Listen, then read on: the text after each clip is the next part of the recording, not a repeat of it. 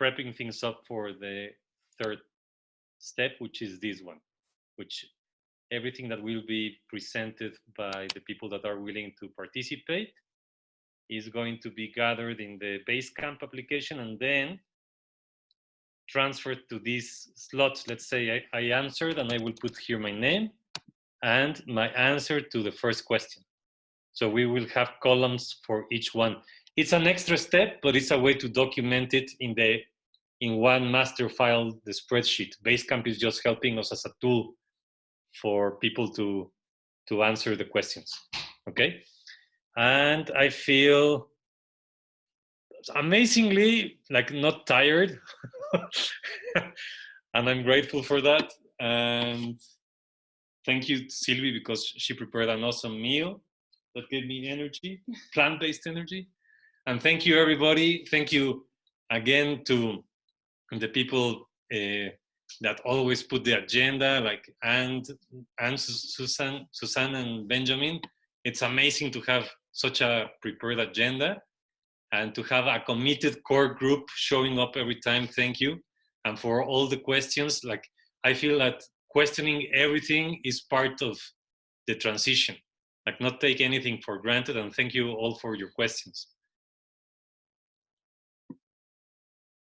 I'm going to stop sharing the screen. Okay. And for me, a lot of the things that Jorge said are also true for me. I'm very thankful, grateful for the commitment of all the people here and that you stick to it, whether it's mucky or not. And I feel very grounded, very present today, and I'm very grateful for that as well. And thank you for contributing the way you contribute. No, like it wouldn't be such a rich meeting if we wouldn't all be present and contribute. So thank you. Thank you. Thank you. And Jamin and Nolan, we were a bit worried about you for a moment there. So we're happy that you're back. Can you guys share with us? And we switched from a word or a phrase to a paragraph. So. Very good.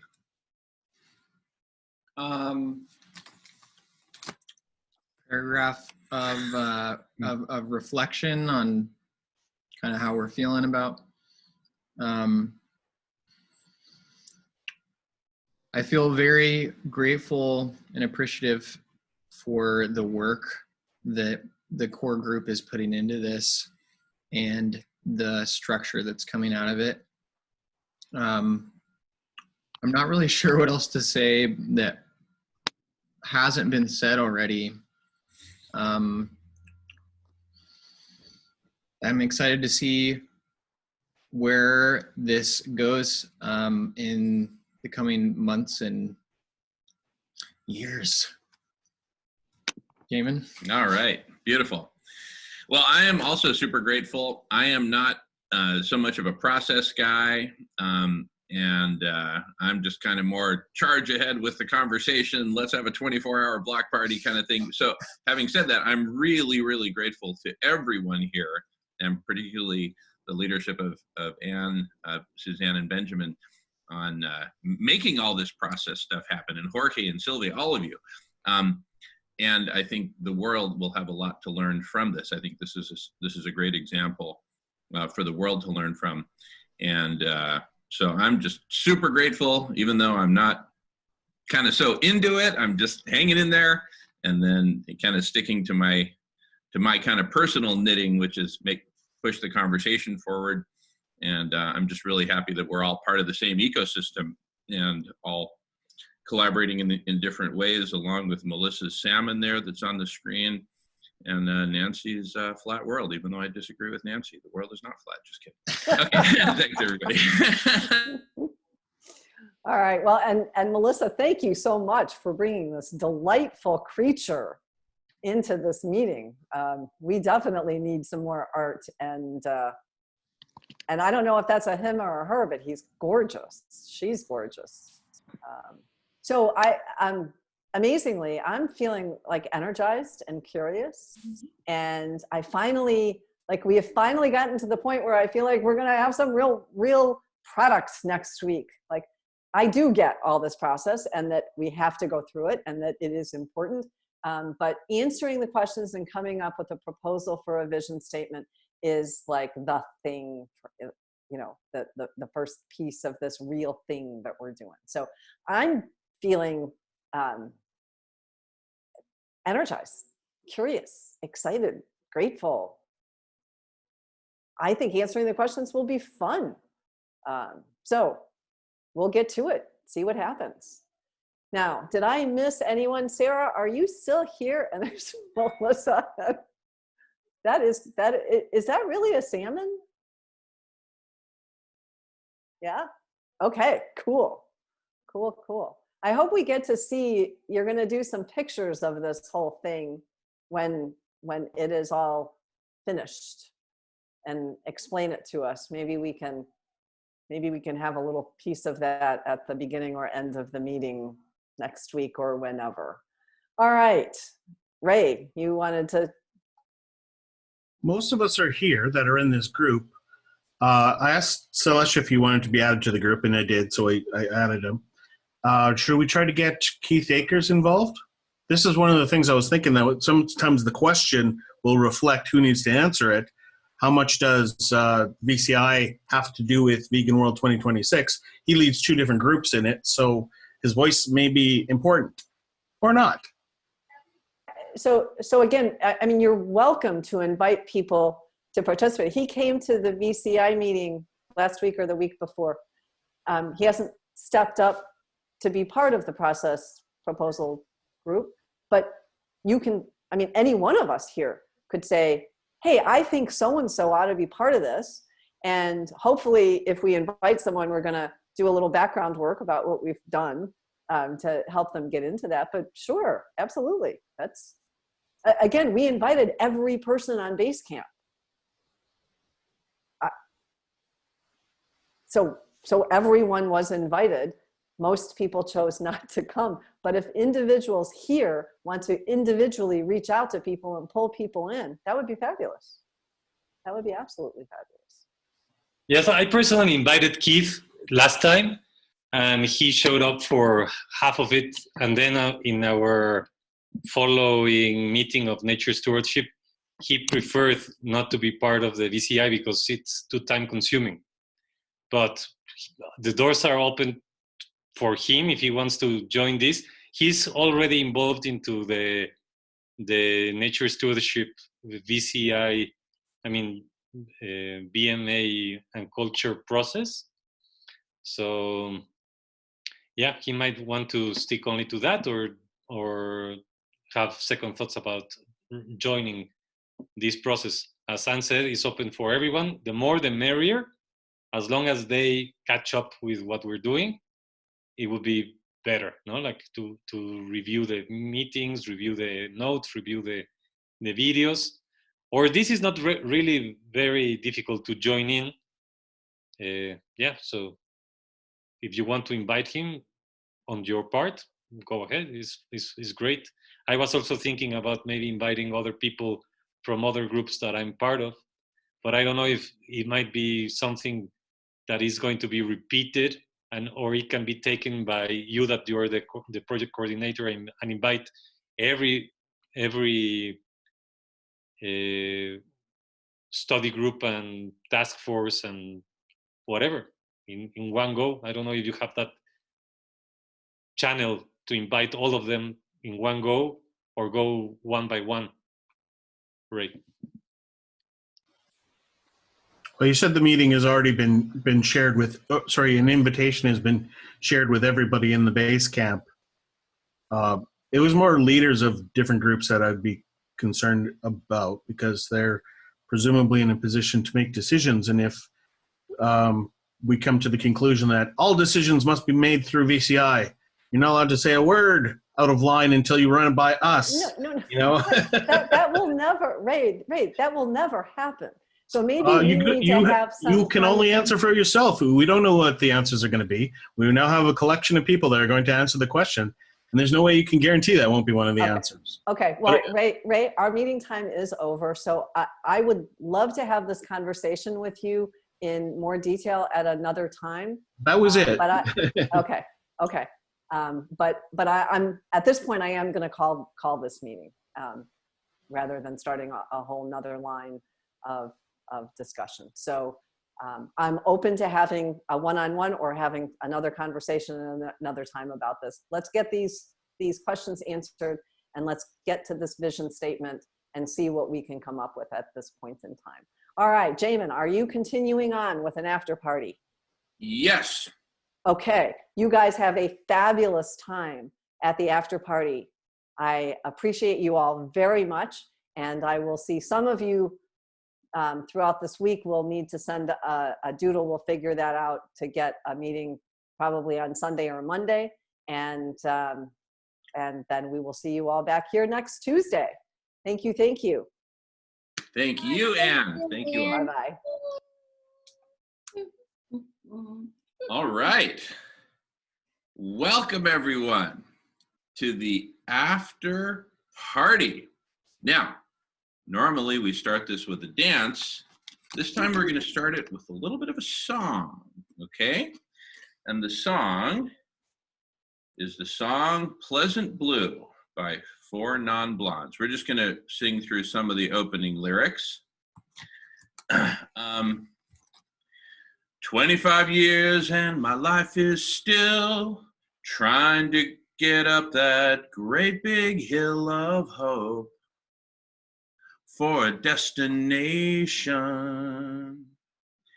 I realized quickly when I knew I should that the world was made up of this brotherhood of man, for whatever that means.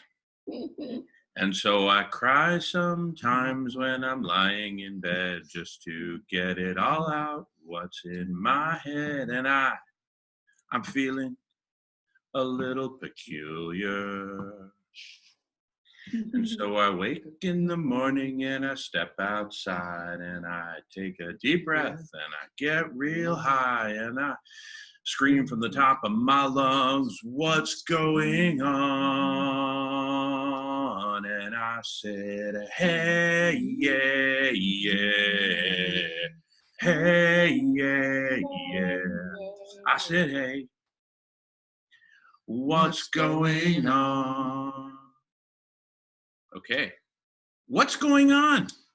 She's articulating what all of us have been feeling inside for decades. What the hell is going on here? All the destruction, all the violence, all the lies. And here's where I want to segue from there. And please just jump in, join the conversation. This is free flowing. Is that, and here I'll just share my personal experience of it. And welcome, Evan. Great to see you, Evan. My personal experience of it is, and I really like the line that says, I realized quickly when I knew I should, hey, Evan, that the world was made up of this brotherhood of man, for whatever that means. I believe, and I'm going to mute Evan as much as I love him. No, actually, no, you're okay. Thanks, Evan. That when I was growing up, it's like I was super frustrated as a kid. I think most kids are just super frustrated because they're born into this crazy world. And we are conditioned and in so many ways forced to basically, buy into the game and play the game along with everyone else. The game of what? Be good, get an education, work, make money, buy a home, do all this stuff, just be part of the system. And I've been thinking a lot about this the last couple of days since the block party. There's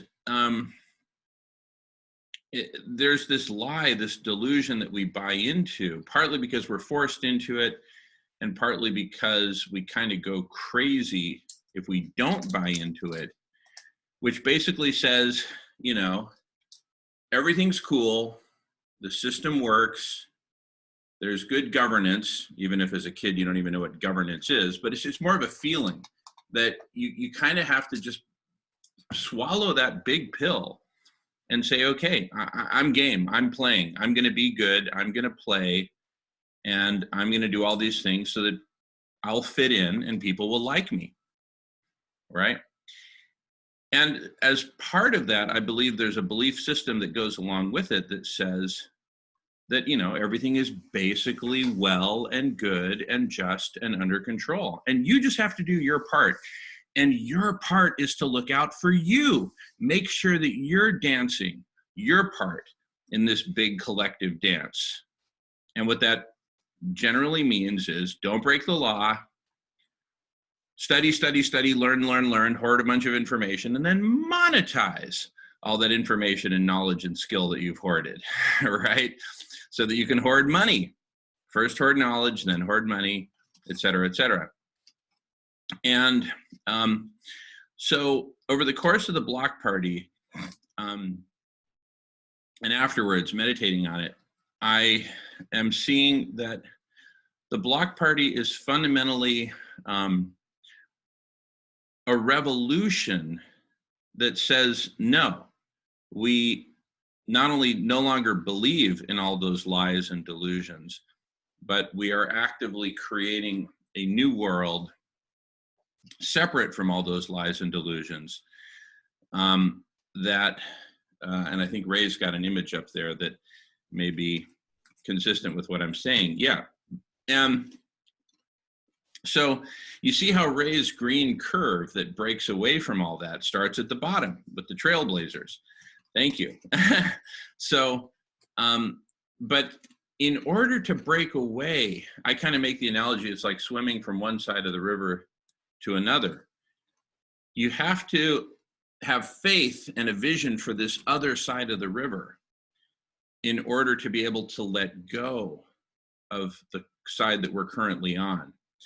And that letting go can be very painful, very disorienting, to let go of any notion that the current governments, the current economic system, economies, et cetera, just the whole matrix of it all, that this whole matrix is fundamentally flawed and is incapable of radical solutions, because there is so much inertia within the matrix for people to keep on making money, keep on driving to work, keep on making those house payments, keep on doing the Macarena dance that everyone else is doing. Because if you suddenly stop dancing, you look like a total idiot, a total failure, right? And no one's going to want to sleep with you. So that is, you know, so that's the current side of the riverbanks that we need to let go of in order to get to the other side and imagine this other side and co-create it. So for me, that's kind of the deeper meaning of the block party. The block party gives us kind of like this respite, this temporary vacation from the matrix, right? Where we enter this magical space that we're all in right now that has nothing to do with money. We're not transacting to be here. We're just here, right? And we're sharing about what's possible and what solutions we need in order to save life on Earth. And we're acknowledging that the current matrix is collapsing. The world is collapsing. Ecosystems are collapsing and burning, and that things are fundamentally wrong. And anyway, I just wanted to kind of start with those initial thoughts and singing, and would love to just open this up to just open conversation. Yes, Patricia.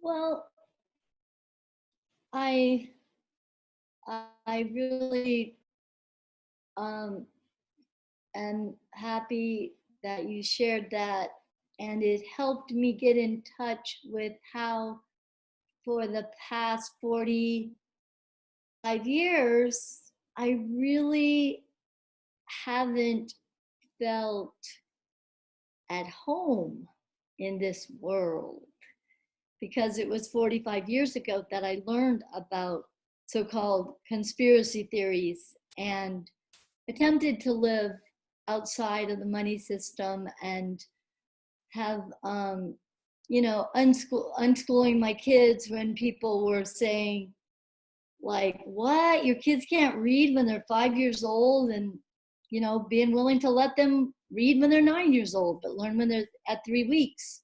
Not getting much, they learned to read, each one of them, about when they were 9 years old. Took them about 3 weeks. So it wasn't a problem. And my son ended up getting a master's in college, master's degree, even though, yeah, you know, he was unschooled. Not that I really wanted him to get a degree, but that's what he wanted. So I think there are some of us who started at an earlier age that we're elders, that and us elder, you know, who's, I have to give credit to my former husband Cliff, who was a conscientious objector during the Vietnam War, who woke up and realized he needed to become vegetarian and find alternative ways of living. He introduced me to that 10 years previously. I mean, it took him 10 years. So I'm just saying, I think it sure does feel good not to feel so left out, and that my experience with being kind of countercultural for this many years is being acknowledged, and also I can just relax and go, oh, I'm home. So thanks for sharing that and inspiring me, Jane. Absolutely. Well, thank you for inspiring me, Patricia, and so many others. It's our job to inspire each other and to dare to dream of a radically different world. A vegan world, a cooler world, a world that works. And I'll just say real quickly that has been a problem of mine, that I've dreamed so big and people would criticize me. And now I feel encouraged that dreaming maybe helped create space for the dream, number one, that I didn't let go of my dream, even though I was like in that, what's that thing with the guy who was fighting windmills? Somebody said, you're like the guy who's fighting windmills, you know, you're just gonna get crushed because you have such a big dream. And it's like, that's okay. I've gotten crushed so many times and I just bounce up. That's the Jolly Green Giant you're thinking of. No. Or Don Quixote, one of the two. Don Quixote. So thanks, you guys, for helping me keep just, you know, I really am grateful to all of you. Spoiler, the windmills won over Don Quixote. Jolly Green Giant would have cleaned up on the windmills.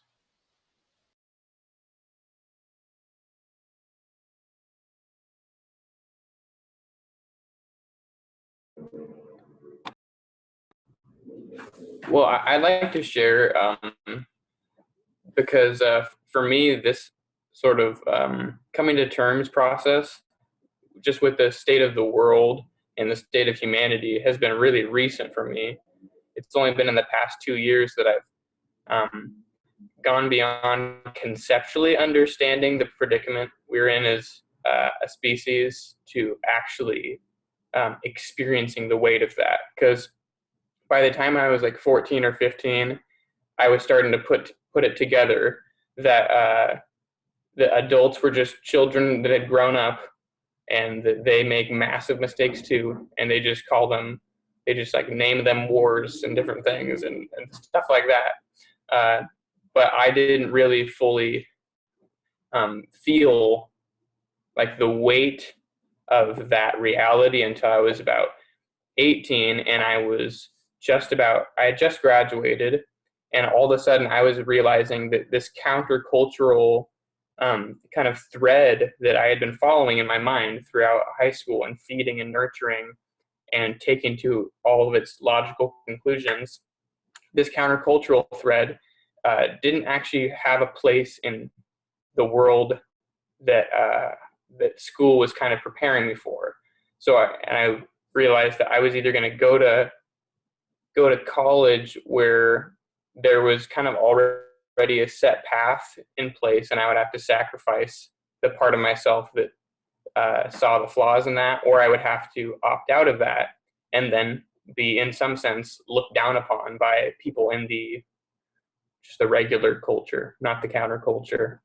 And so this group, Radish, VCI, and company, has just been so transformative, and it's made me feel like there's a light at the end of the tunnel. Like I wasn't just born into the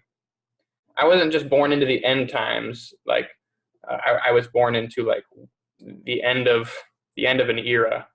And so now I feel really blessed to be to just be aware and patient in this period of time, because I think when things start to radically change, as they already are, but I think as it starts to really affect all the countries of the world, I think we'll all be in a really good position, because we will have kind of already done a lot of that grieving work that's gonna hit everybody. So very grateful for this community.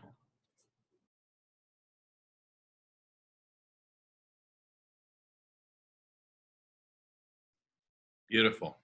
Beautiful. Well, I'm super grateful to have you here, Evan.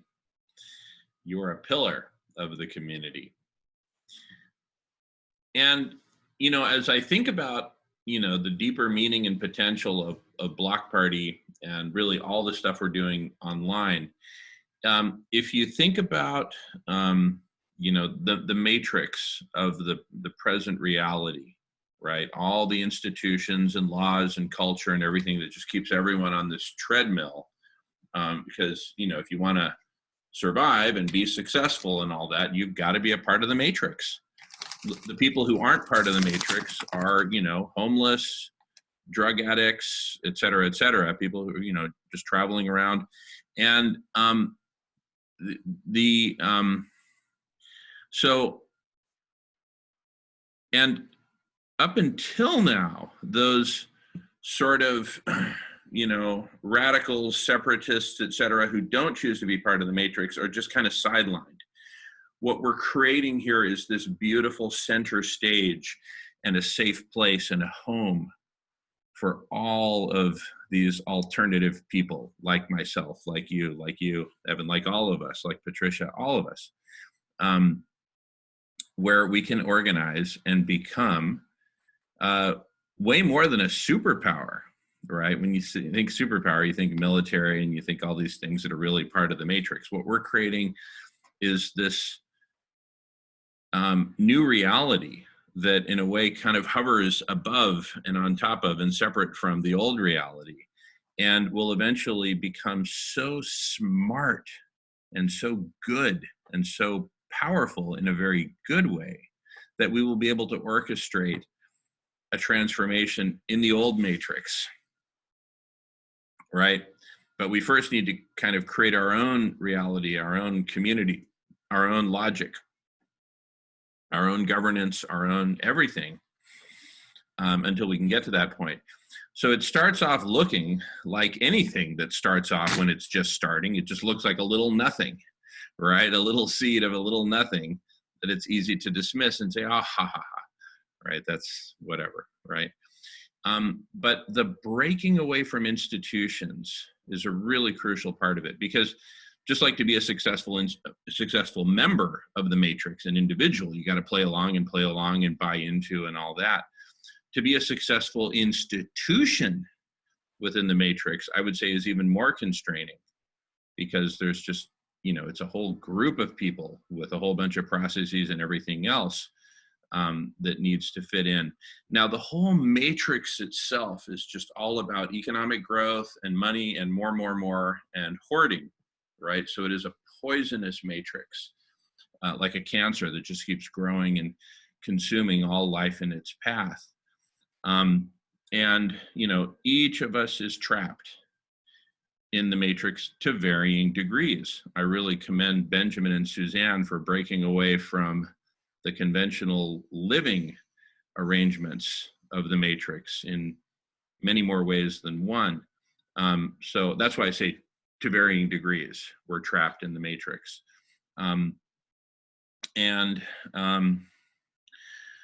so, you know, there's an essential letting go of any delusion. It's kind of like brushing your teeth. Like, I could just rinse my mouth out with water and get a lot of the stuff and say, okay, I'm clean.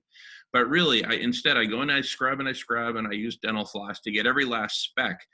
What I believe is vital is that we purge from ourselves every last speck of delusion that the current matrix, the current government, or governments plural all around the world, that all of this current matrix, any delusion that the current matrix or any part of it has any hope of grappling with this while still being part of the matrix, right?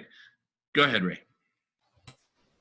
That's the matrix breaking right here. This is the turbulence created by all the alternatives to the status quo that we live in. We need to get out of the matrix here. This is what the illuminators need to do. And obviously every activist is an illuminator at heart. Unless you really feel for those people that might get left behind in a system, or systems that might get left behind, and then you're a hospice worker. The question is, are we creating all this turbulence? Is this this is the status quo. Whenever we walk out of the status quo, we are creating alternatives to the way things are done. And vegans all walk out of the status quo. There's this established system of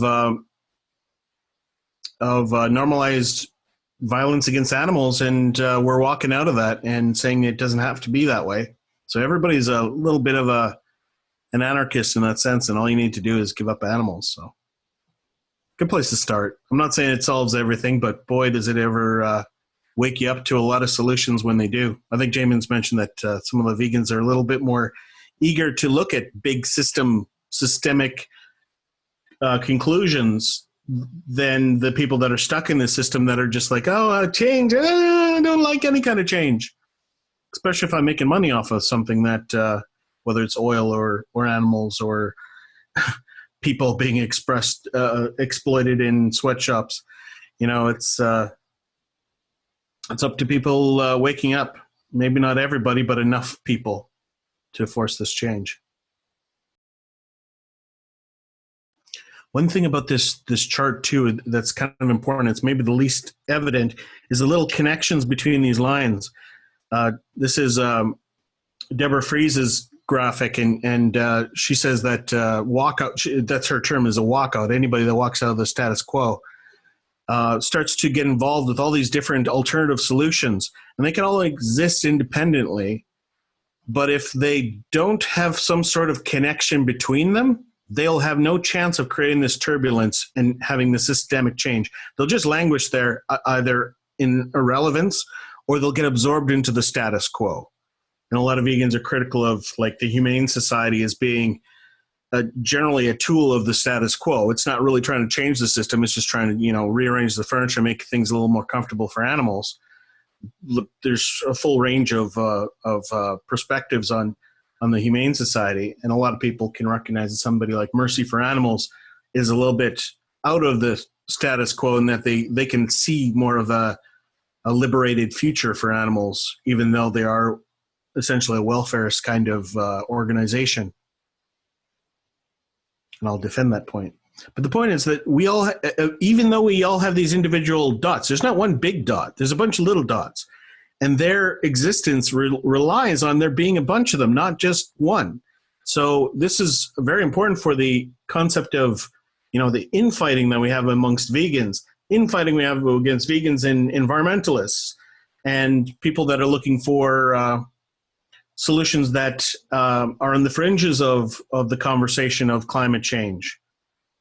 The geoengineering solutions, these are all things that we need to be exploring and understand them, because that fear of change is what that status quo loves the most, that we stay stuck in our current systems because it doesn't take much for them to say, oh, that's scary, don't do that geoengineering stuff, they could get out of control and then we'll be screwed. Could be a good cautionary tale, but it doesn't mean you don't have the conversation. And we've talked about it many times, that mirrors on the ground are something you can control, whereas most of these stories are based on throwing things into the stratosphere, and then, you know, how do you get them back?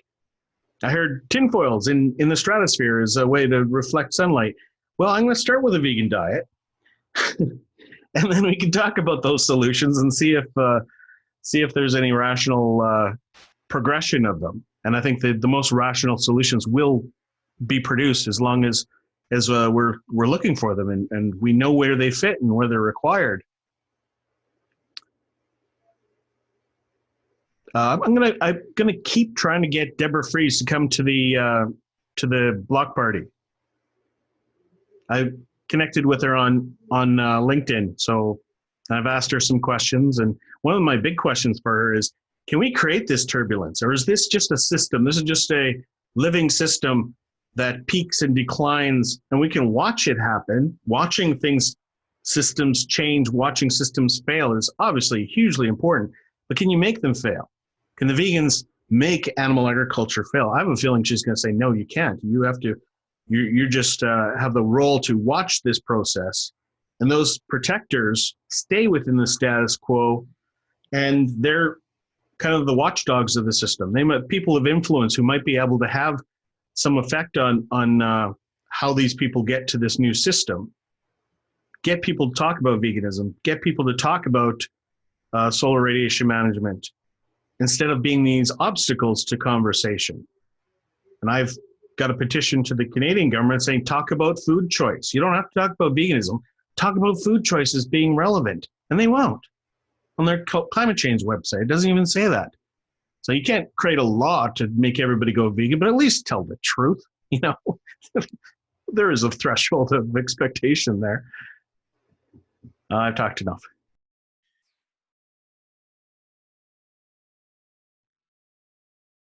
Sorry to hijack you there. No. Ray, you're perfect, bro. Everything you're saying is perfect. You're just saying that because I said you're an illuminator. Look at this. Oh, I'm Damon's future right there. Ever since you called me an illuminator, I'm just going to agree with everything you say, Ray. Oh, sorry, trailblazer. That's even better than illuminator. We're all illuminators, but only few people can be a trailblazer. Well, let me give you an example. See, I would say that trying to lobby the Canadian government to do anything, it's not that it's futile, because government lobbying does work in many instances, but you know, given the extent of Canadian in modern agriculture and livestock, and given that the Canadian government, like all governments, is the best government money can buy, I think that you know, it's futile, right? They're not going to change until they're forced, and I really think I don't want to move on before I acknowledge, yes, the government that money can buy, and it's a totally bought government. Thank you. Yeah, absolutely. And so really the only path forward that I see is revolution, but a totally nonviolent revolution, a revolution of intelligence and cooperation and coordination and love and compassion. And that's perhaps the single biggest reason why vegans are, as a group, the best community upon which to build this revolution, because vegans have fully embraced love and compassion for all beings. And, you know, getting there is like, that's more than half the battle, I would say.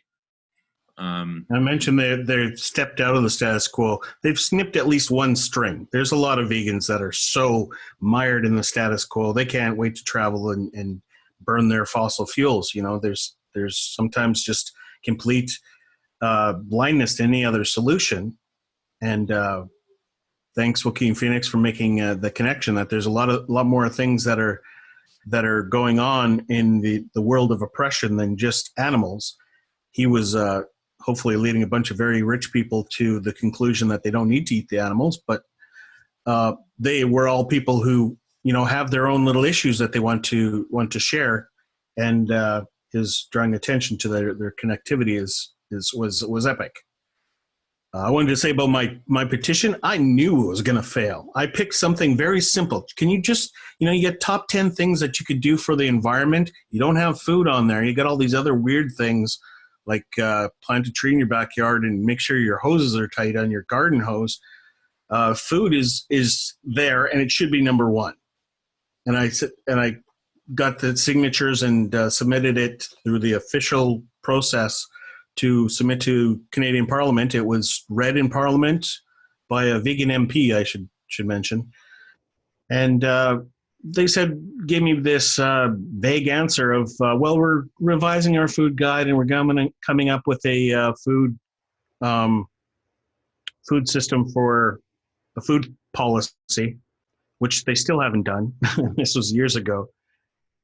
So it was I wanted to use it as a tool to show people they're not going to do anything. They've got this climate change department. There's another department. It's called Agri-Food. They're going to run it by them and say, is it okay? We can put.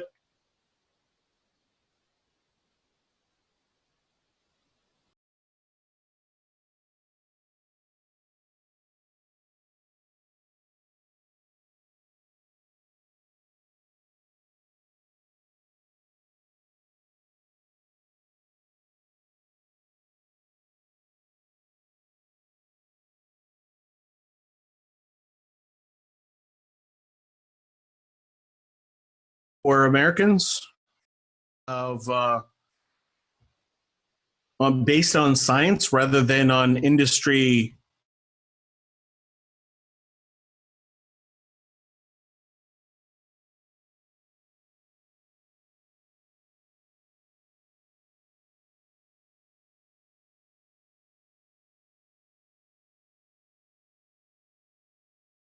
This is Health Canada. It's not the Agri-Food department that was kept at arm's length for this. So this is almost the exception that proves the rule. This was a situation where one department that doesn't make money, that's control of making our Canadians healthier, kept the industrialists at arm's length, and they managed to get something accomplished. And the election this year, every single party other than the Liberal Party we have in power who got reelected, they all wanted to change that. They all wanted dairy back. Even the Green Party wanted the dairy back, which was led by a vegetarian.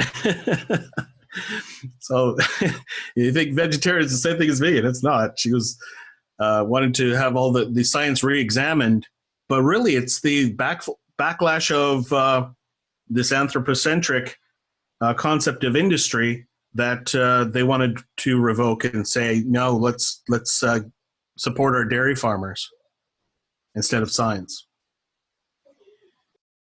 Awesome. All right. Nancy has had her hand up, followed by Jorge, if I got the order right. And if there's anyone else who wants to talk, please either type it into the chat window. I got disconnected, so my chat got cleared. So Nancy, please take it away. Hi, I wanted to chime in about, all vegans are compassionate, because a lot of them aren't. And that seems like a very splintered group right now. And there's a lot of infighting and really awful things going on because people have different ideas about what they think is best, what kind of advocacy is best. And there's a very painful dynamic between, we know all the horrors that are going on, and it's outrageous. I mean, that anger is very justified, but yet to really, I think, effectively promote veganism,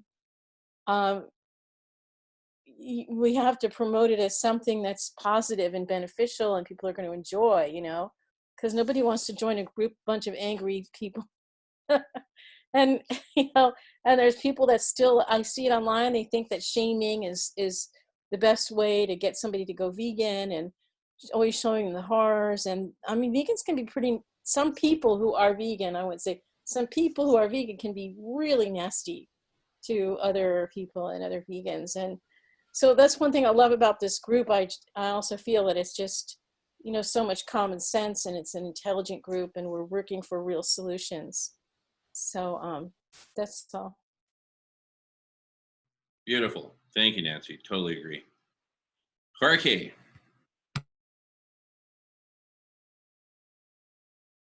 I'm here. Yeah, go ahead. Mm-hmm. Okay. Okay, so my train of thought is all over the place right now, but what I think that I heard is that there's a discussion about who is in and out of the matrix or who is breaking out of the matrix. And that for me is one of the questions that I asked in the process of the BCI, related to something very near to me that now is materialized in the 7 core shifts that Dr. Rao has presented to us many times on the webinars. And my experience in and out Vegan World 2026 and in many other places is that it is very difficult to identify when you are actually walking the talk. Like who tells you that you're an illuminator? Like how can you tell you are an illuminator?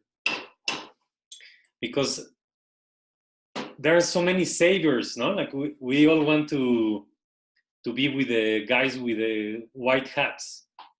That's how we have learned to be on the right side of history. And I feel that that's not part of the paradigm that we want to create. So I want to put a warning sign on that illuminator self-labeling, you know, like I am the illuminator. Okay, like who told you that you were? Oh, well, my peers, people that think like me. So I find it very dangerous if there's not a feedback loop that tells you and gives you a reference if you're really walking the talk. And I really identify with what Nancy said, that it is very hard to talk about vegans. Very hard to generalize, because I feel that the collective intelligence in veganism is barely starting. So unless there's like a relation, a deep relation between us, it is very hard to say that vegans are like this or like that. And that's only given by a culture, I feel. Like there's no vegan culture.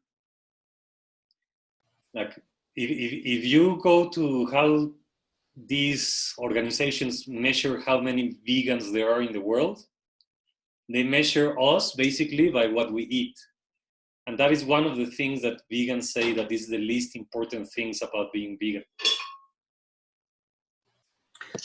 Jorge, I don't know if everybody believes that collective intelligence is necessary. I don't know if they believe that sociocracy is necessary. A lot of people think that people aren't smart enough and aren't educated enough to make decisions. I think you can look at Brexit and say that's what you get when you get everybody to decide on something that they're not qualified to answer.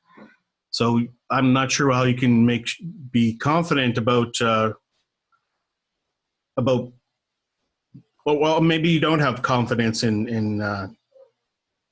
sociocracy as being the best way, but it's just an example that a lot of people don't believe in it. I'm curious to learn more about it, but I'm not automatically signing on because it's got a liberal sounding name.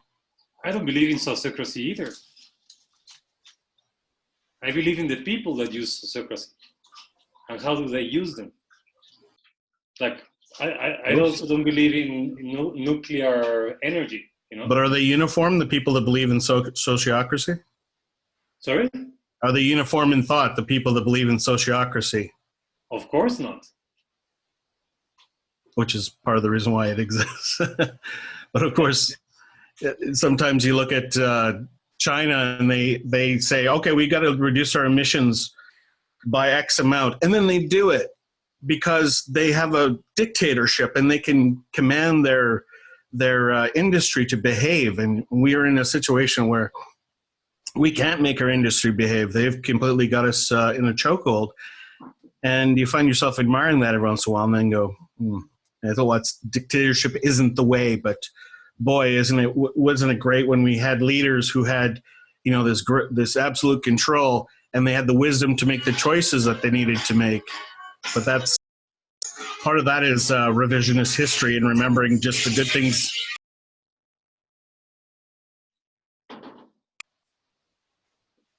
Sorry for the noise. I was wondering what was going on. Yeah. Cat needs his insulin shot. Oh, okay. Are you going to do that? I think somebody's taking care of it. Okay. Is that easy? It is, because he knows he gets treats afterwards. What? He's sitting there waiting. Come Really? on, give me my needle. No. Yeah. That's the big fat cat that I have sitting in my lap most of the time. Huge. Yeah, I've seen it. It's like 23 pounds. All right, Patricia has her hand raised. Take it away, Patricia. Okay, sorry. Ooh. I think what I'm hearing you say, Jorge, is that you feel, I want to understand better, that you feel uncomfortable about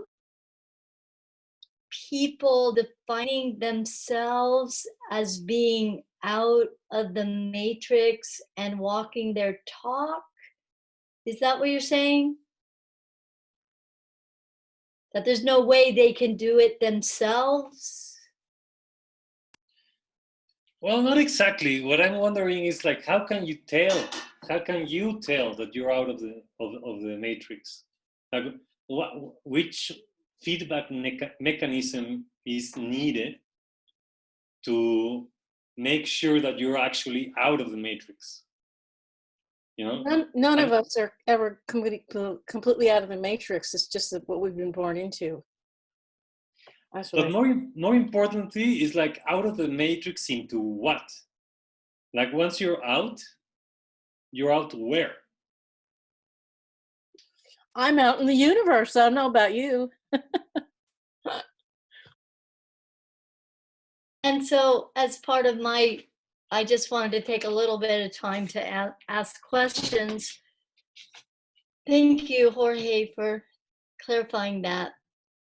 And Ray, I've heard you voice some concerns about sociocracy, and I'm wondering how much you have read about it, or... No, I was role playing. I'm fine with sociocracy. I was just using it as an example. All right. That some people would object to it, of course, but I want you to know, making fun of sociocracy is like the cardinal sin. Did you know you could go to jail for that? if I wait too long, maybe. I'm just joking.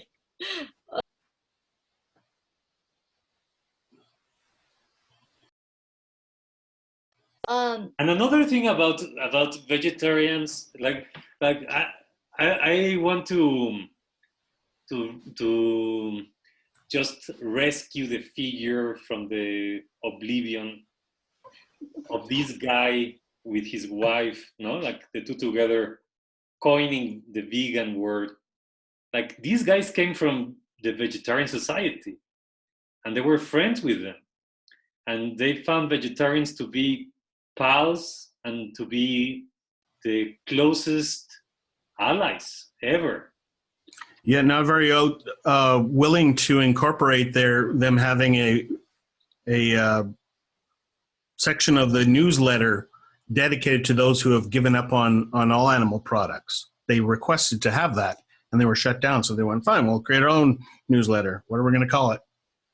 And they had a lot of other alternatives before they came up with vegan. And still afterwards, still afterwards, like that didn't divide them. Like they were still in close contact with the vegetarian society for many years. Like not conceding into a petition doesn't make like a burn down the bridges kind of situation. So I still believe that vegetarians and us ideally share at least the kind of food we eat. Like then there comes the distinctions of, is egg a veg? Is milk a veg? No? Hence vegetarian. But this is kind of like a good reminder for me. Like, is it a good strategy to say that vegetarians, actually ovo-lacto vegetarians, are nothing like vegans, or our origin? Because even vegetarian society was actually talking, even if they didn't give a part of their newsletter to the vegans, they were the ones actually starting to talk about not using animals for clothing. That was before vegans proposed it. So I feel like there's a lot of opportunities missed by just like having so much clear-cut definitions and no tolerance maybe for a transition period, because it's really charged, right? Like it's really charged, like the suffering of the animals. But I feel like the suffering of the animals include the human animal. Like we are suffering for having to eat them. We are suffering to having to hurt them. We are suffering for finding food to feed them. Like it's not only them. Of course, they're the ones that don't get the lethal injection, which is the most humane way that we have invented to kill humans, because they need to be eaten. So you can't make them venomous, right? But it is a very deep rabbit hole. And my experience is that if you go very, very deep, you find yourself alone. So not really. I don't think that veganism needs to be complicated. It is complicated, and I don't know what a vegetarian is, because it could include, depending on people's definition, that they eat chicken and fish. You know, it all depends on each individual person. I don't know what vegan is. If somebody says that they're vegan, I don't know if they've actually understood the vegan society's definition, or whether they've ever been exposed to it, or whether they think that it's something that goes well with yoga. You know, that something that's or is the healthiest diet in the world. I don't consider anybody whose primary objective is to find the healthiest diet in the world vegan by definition, because they haven't made that any decision that there's an animal that is worthy of their concern, worthy of their consideration. So at the same time, I don't really spend much time defending that definition in the broader mainstream, especially in the mainstream, where it's, you know, we're kind of relying on a lot of vegan restaurants popping up just to normalize the name, so that we're categorized more akin to you know, a genre of food, as opposed to eco-terrorists or whatever animal rights mantra that people would associate with it, that the agriculture industry would like to brand us with. There's a lot of security there, and part of that is, you know, normalizing the vegan word is as much for our safety as it is for the animals, and for the acceptability for people to become vegan. They have to know that some people aren't ready to get this radical. They are sticking close to the status quo, but taking steps out, which is another reason why I think this grid is important, because this is perhaps less radical than being out here and a total, animal liberationist. They've been around for a long time, maybe as long as Pythagoras, but the movement hasn't really had any sort of a realistic alternative to the system. We've been eating meat for hundreds of thousands of years and millions of years. We probably will keep having a majority of people who do so for a while before this happens. But is this going to happen? I believe in this. I believe that this will happen. I don't know if I'll see it, but I have a feeling that I'll see the alternative to it if I survive another decade. All righty. Evan's got his hand up. Take it away, Evan. Ray, I believe that we will see that too. I think so too. I think this is all becoming more and more normal. Like veganism is becoming a lot more normal, and I think a key component to like the success of the vegan mindset, not just the practice of only eating plants, is this like radical compassion and inclusiveness. And so I think we ought to look at people who are like vegetarian. I think we should look at them as allies, as people who at least like they can only empathize with cows and pigs, and they just can't do that with chicken and fish. Because I know people who it's like they'll ask me, it's like, wait, but can you eat fish? And then I'm like, no, I can't. They're like, oh, okay. Because, and to me, it's like I don't get on them about that, because I realize like, oh, they don't see fish the way I see fish. And I think because I grew up and I did a lot of fishing, and after a while, it's like it becomes obvious these creatures have tenacity, energy, and animal nature just like me. And it starts to become obvious. It's like, oh yeah, this is of course like an animal. This is like a creature. But some people they've never caught a fish. They've never held a live fish, seen it swimming in the river. They've only ever seen it show up on their plate. And I think that's how a lot of people interact with their food. They think of it as food. They don't think of it as like flesh or anything like that. And so I think that if we, especially in the Vegan 2026 community, just hold true to this idea of like inclusiveness and compassion for all sentient beings, I think ultimately that will like shine through as being the driving force for like all positive change in general. And I think that's what has drawn me to the vegan lifestyle, is just because I realize it's that basic desire for all sentient beings to no longer suffer. And it starts with the really basic daily use things.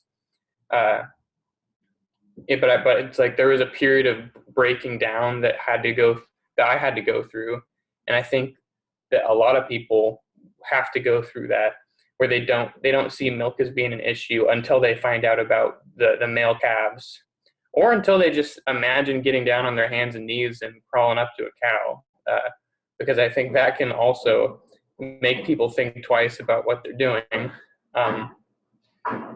But yeah, I think that we can't just cast a really wide net over vegans and just saying that all vegans are just these open-hearted, like powerful, like emotional beings. Because if you get a group of 100 people in any room surrounding one topic or another, there's like there's like a 100% chance that at least one person there is just there because, okay, well, Joe Rogan has this bit where he says if you get 100 people together and they're all vegans, one of them is only there because ISIS didn't find them first.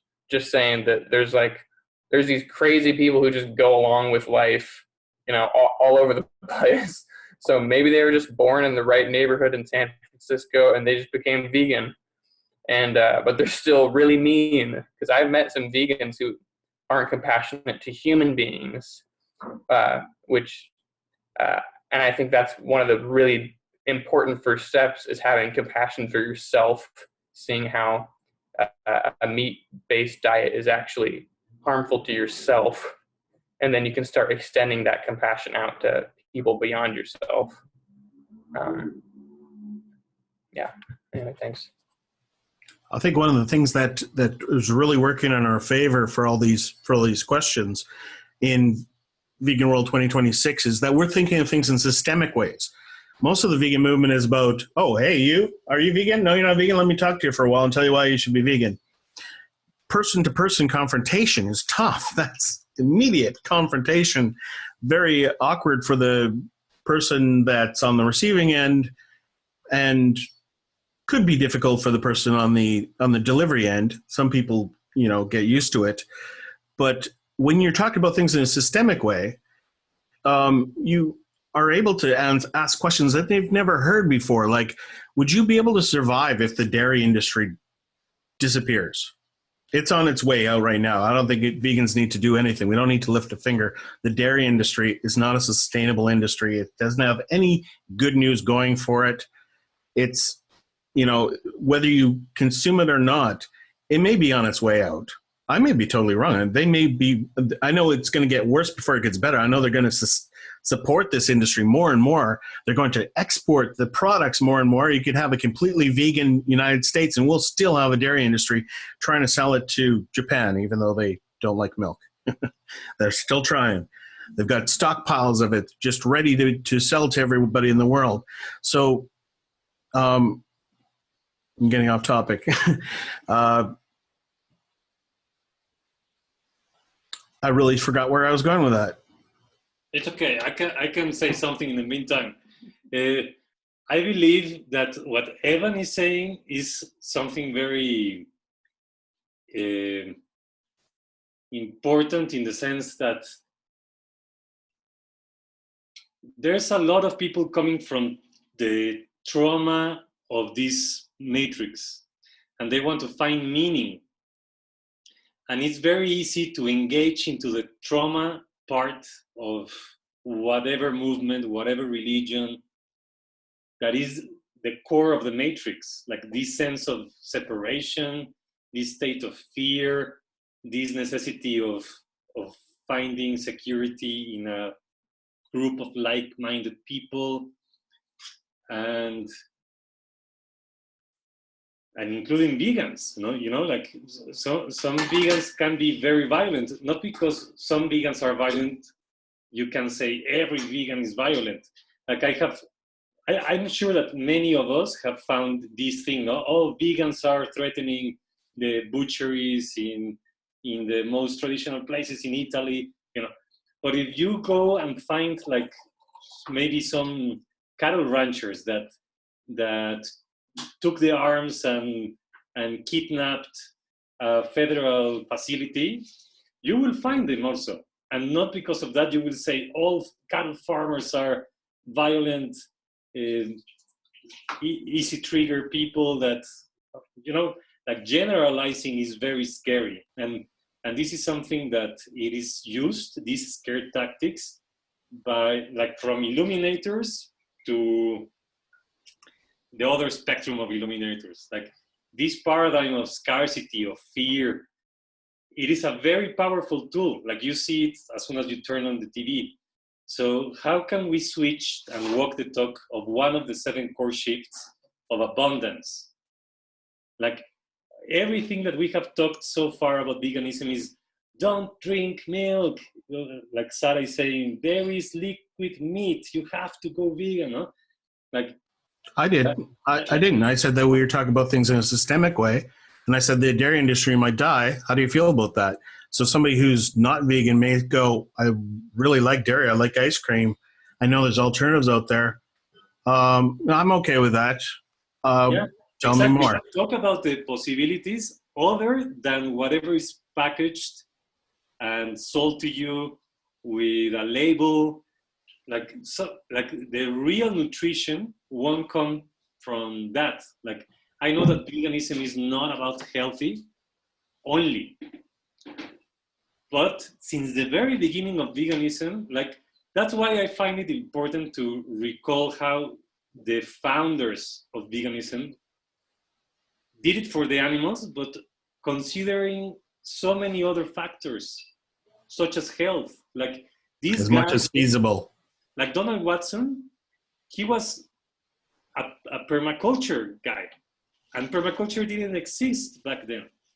He wasn't raw, but he advocated to eat as much raw produce. And the main thing that I see about veganism is that it was born just in the beginning of the World War II. What does that mean? That is pre-neoliberal, capitalist, free trade era. And right now, veganism, the mainstream veganism with the Beyond Meat and Impossible burgers and all these milks, all these things that are like packaged and stored in warehouses with cooling, very expensive cooling fuel, you know, like to keep them fresh and to get them delivered. All of these things belong to after the World War II. And I don't think that that really translated the roots of veganism. And one of my passions is to go back to understanding how did this Donald Watson, and I believe his wife also, like Daisy, it was Daisy or Dorothy, I don't remember, like Dorothy, thank you. Dorothy, they were born passionate about getting their hands dirty and grow their food.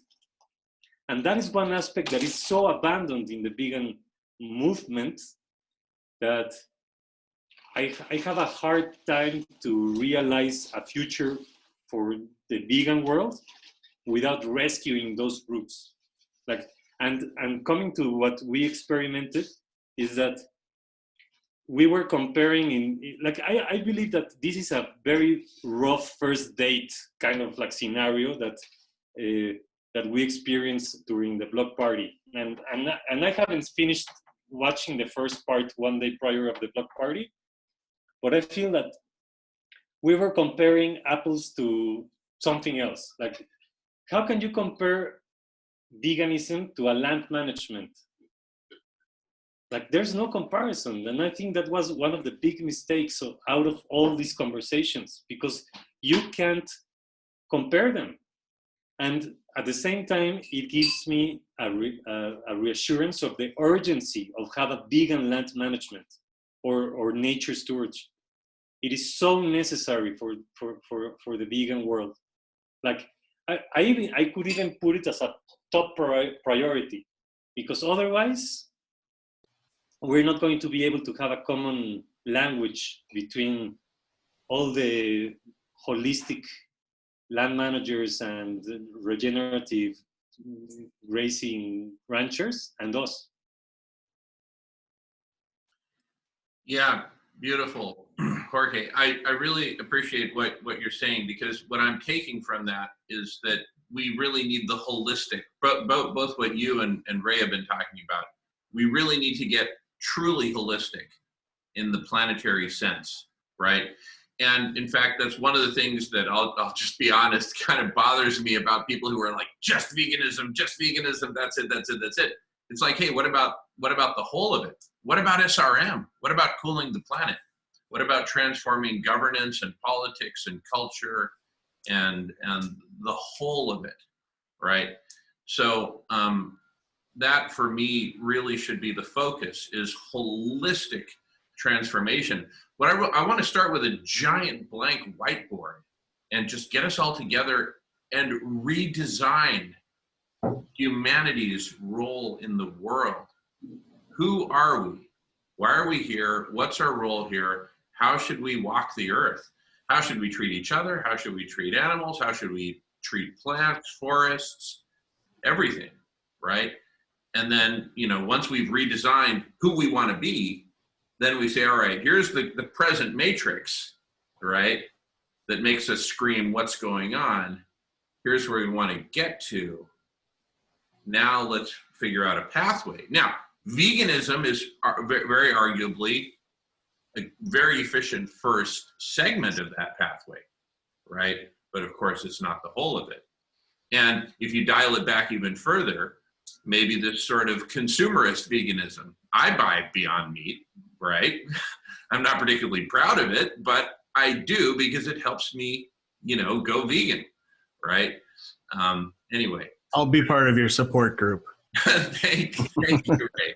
But Patricia has her hand up. Also, Shankar had. I'm sorry. You had a question earlier. Oh yeah. Shankar, sorry if I overlooked you. Yeah, go ahead, Shankar. Yeah, I'll go after Patricia. Like, yeah, no problem. Sure. Go ahead, Patricia.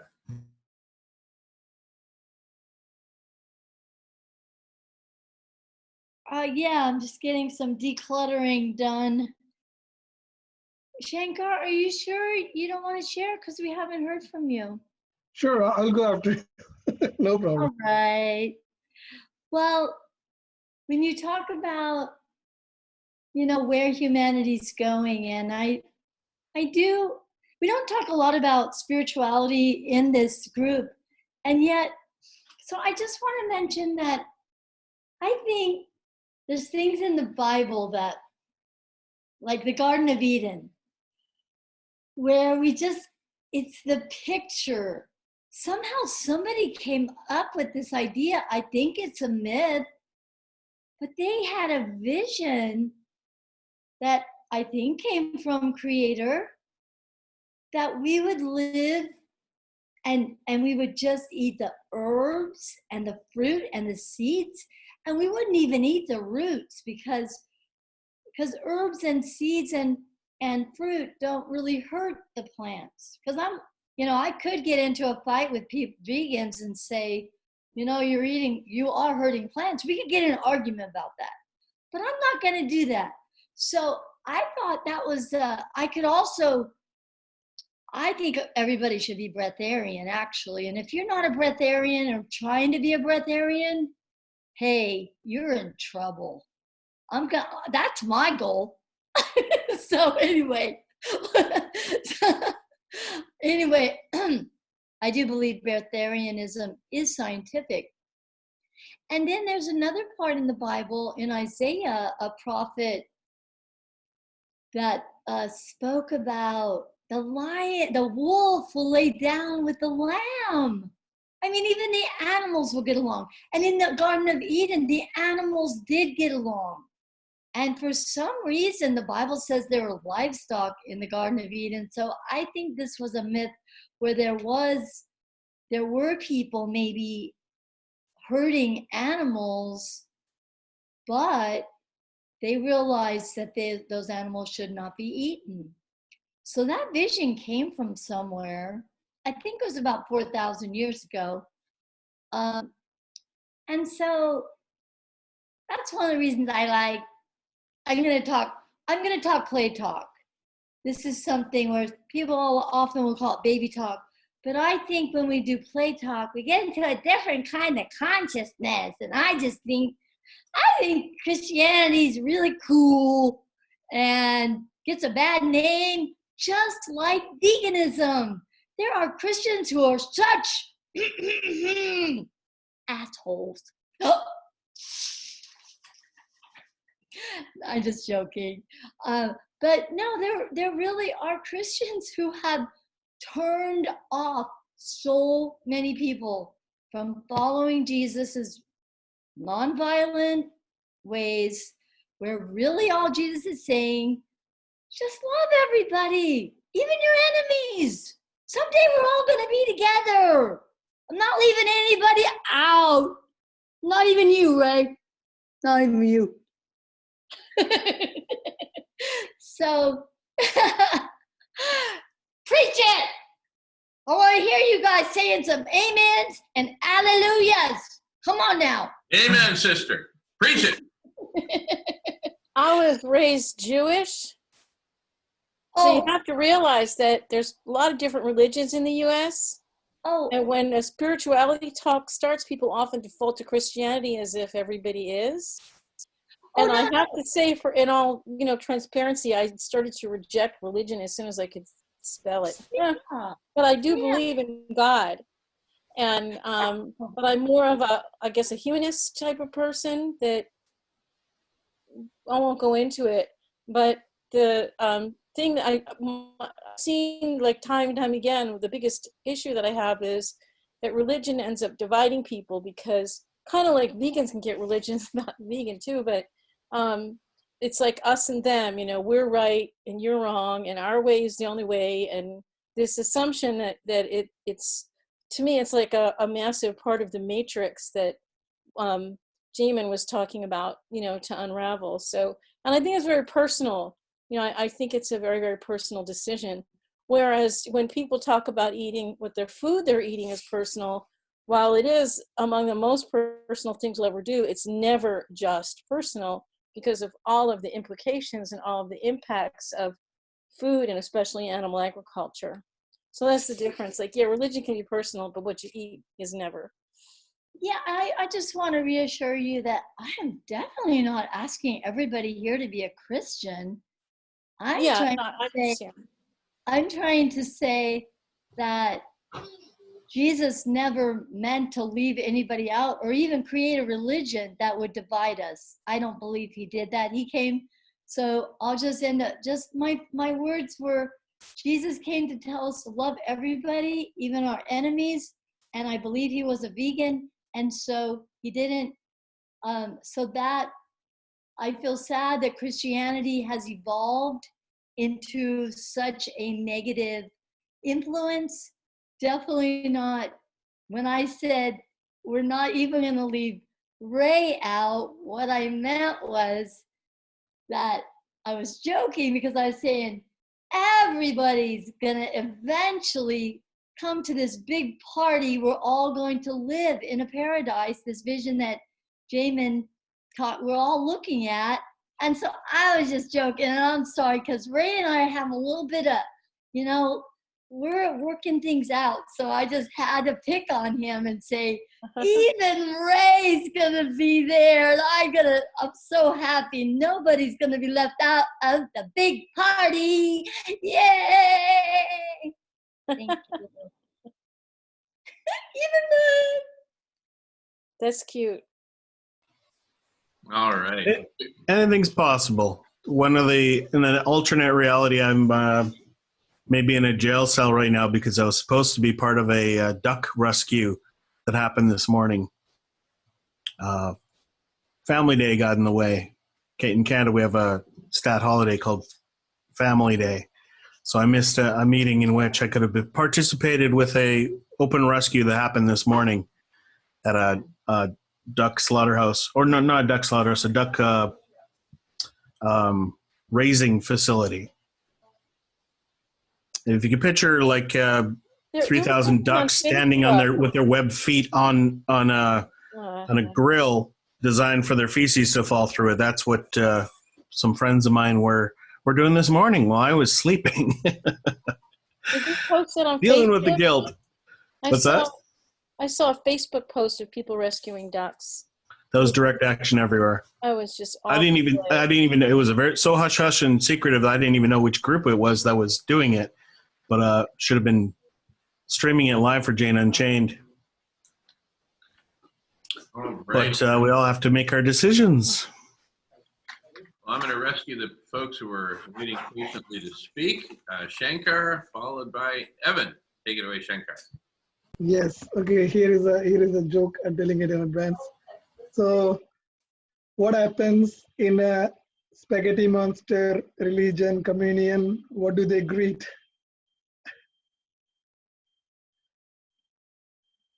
I'm sorry, I missed a word in there. What was the, can you repeat it? In the Spaghetti Monster religion communion, so what do they greet in the church choir or after the pastor says? Hallelujah and meatballs? Any guess?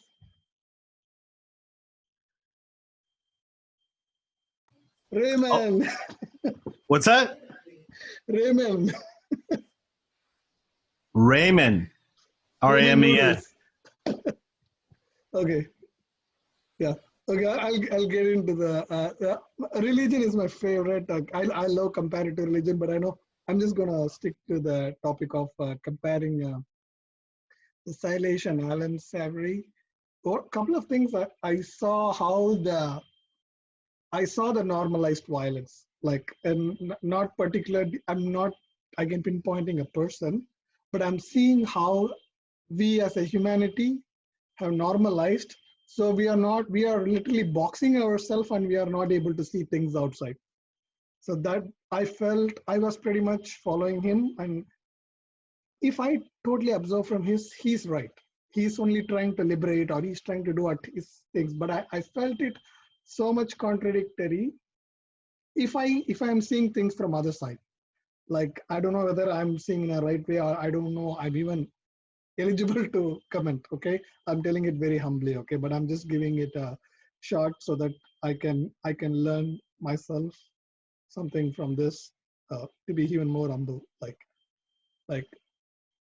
so what I'm seeing here is, like, for example, if I have to take the person who mentioned this point is like, yes, the statement of peace. I went through both the lectures, okay? The previous one, the Thursday one, also the Friday one, and I won't say I remember every word, but I kind of able to compare how the sequel of both. Then if I see, what I'm trying to see is the statement is thrown. Some of the words, yes, they don't really make sense because it contradicts right there in the actions. And how it contradicts in the actions are, for example, one I will say like is, hey, are you going to create a war again? Are you definitely going to create a war or something like that?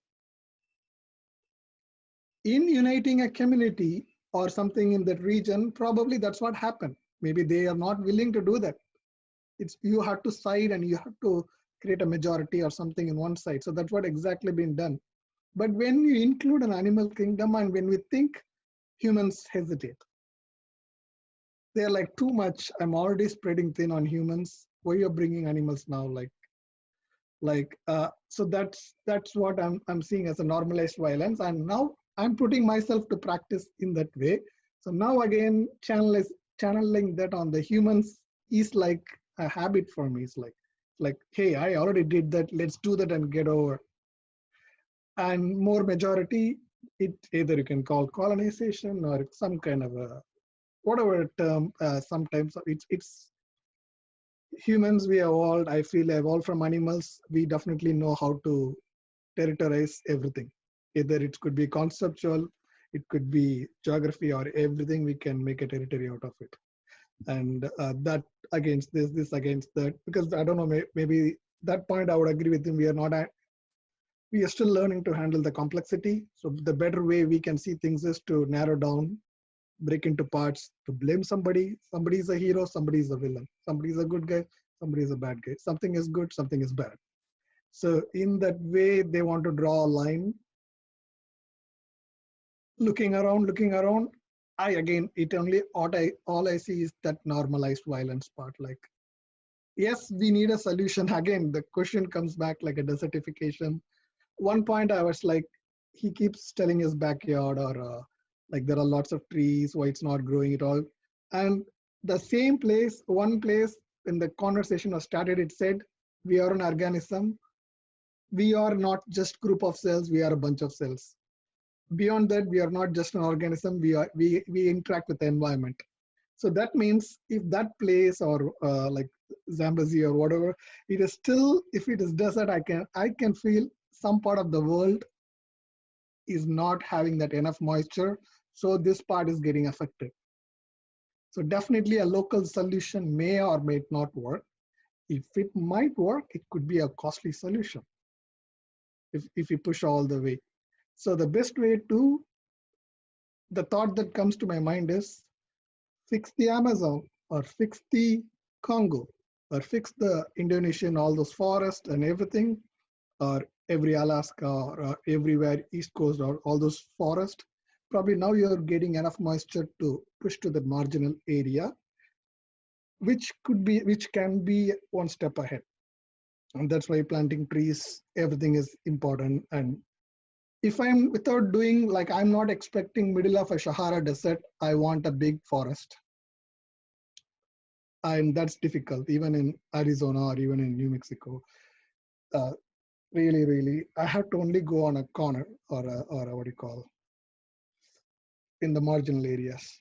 Yeah, thank you. Very good. Evan is up next.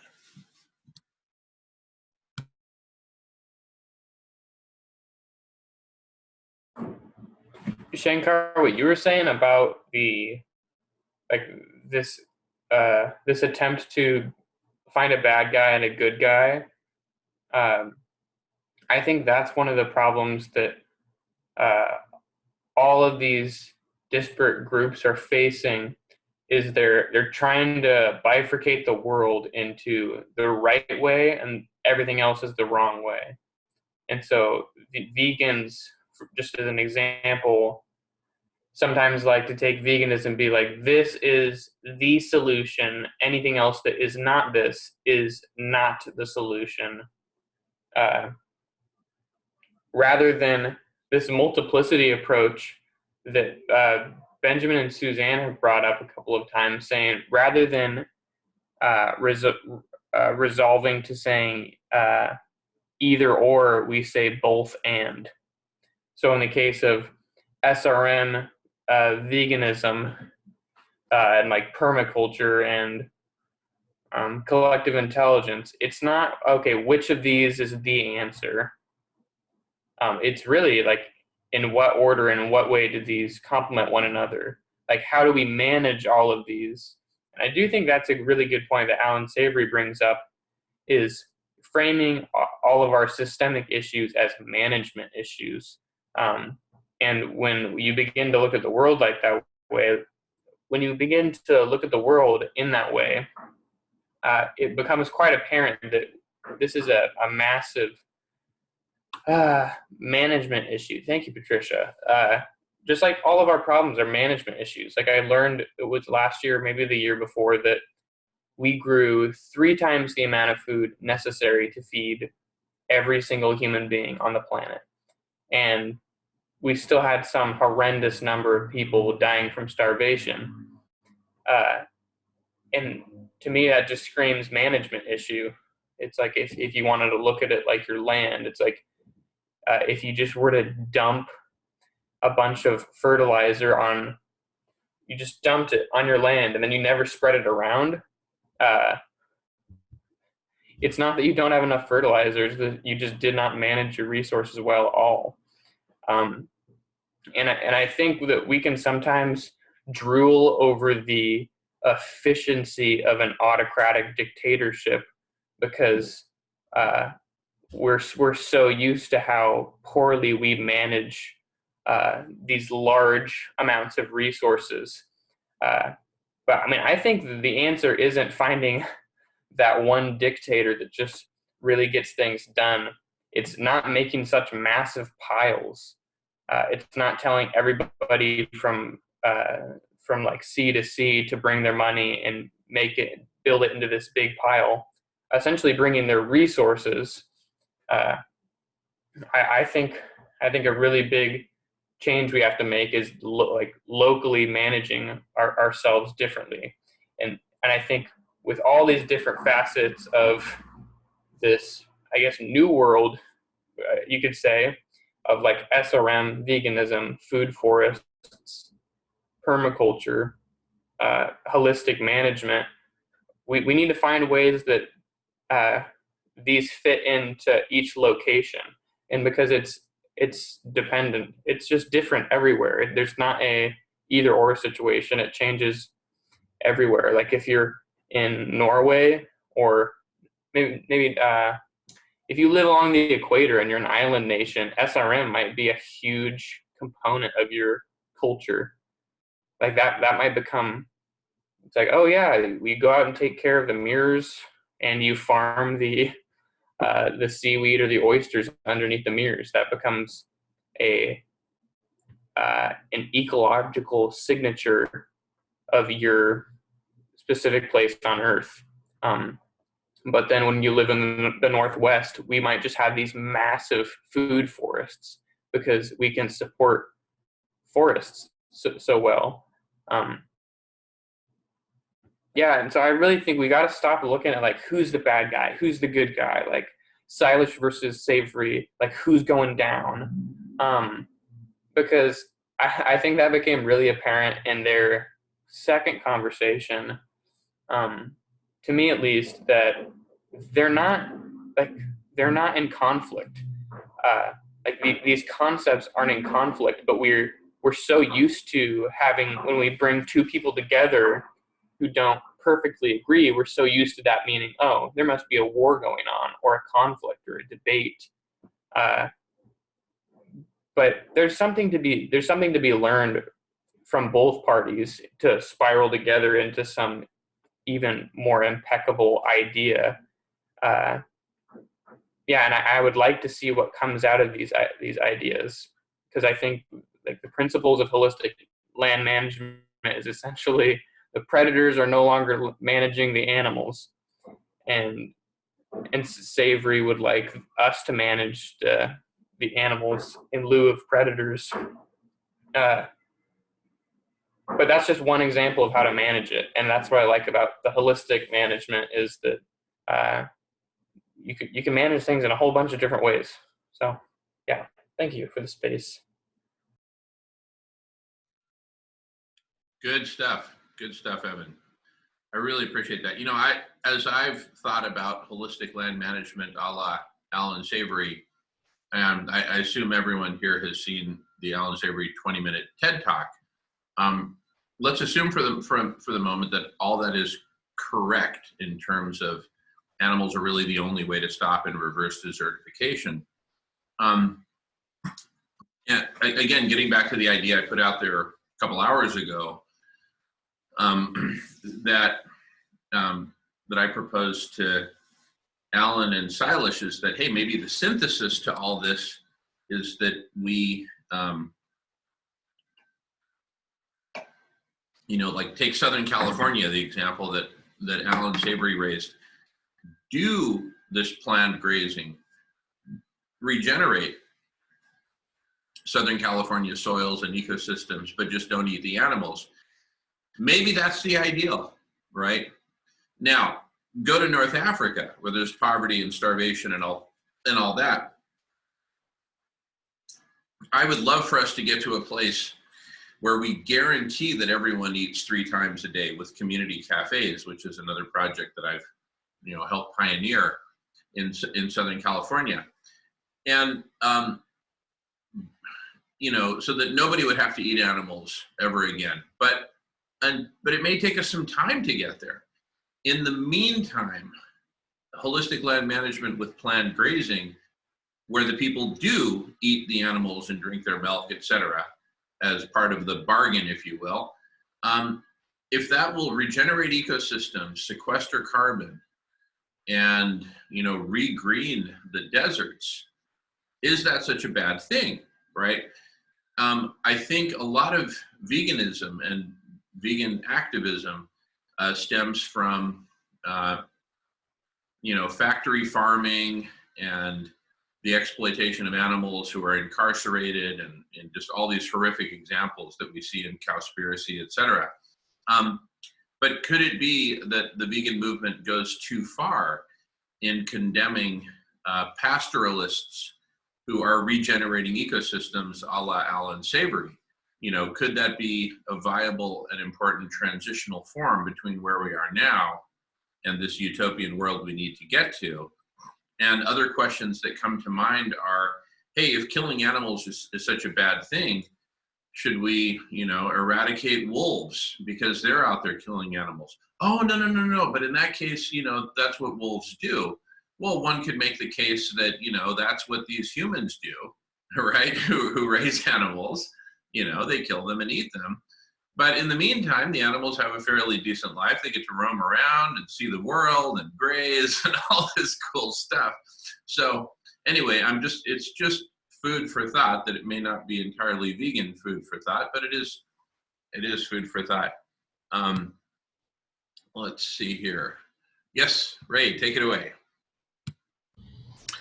I think that Alan Savory and veganism could be in these solutions that are alternative to this status quo if this is a sustainable future, right? So if we have solutions that cause this to happen, cause our industrial agriculture to collapse, that means that we have a legitimate partnership and collaboration to accomplish this sustainable new system.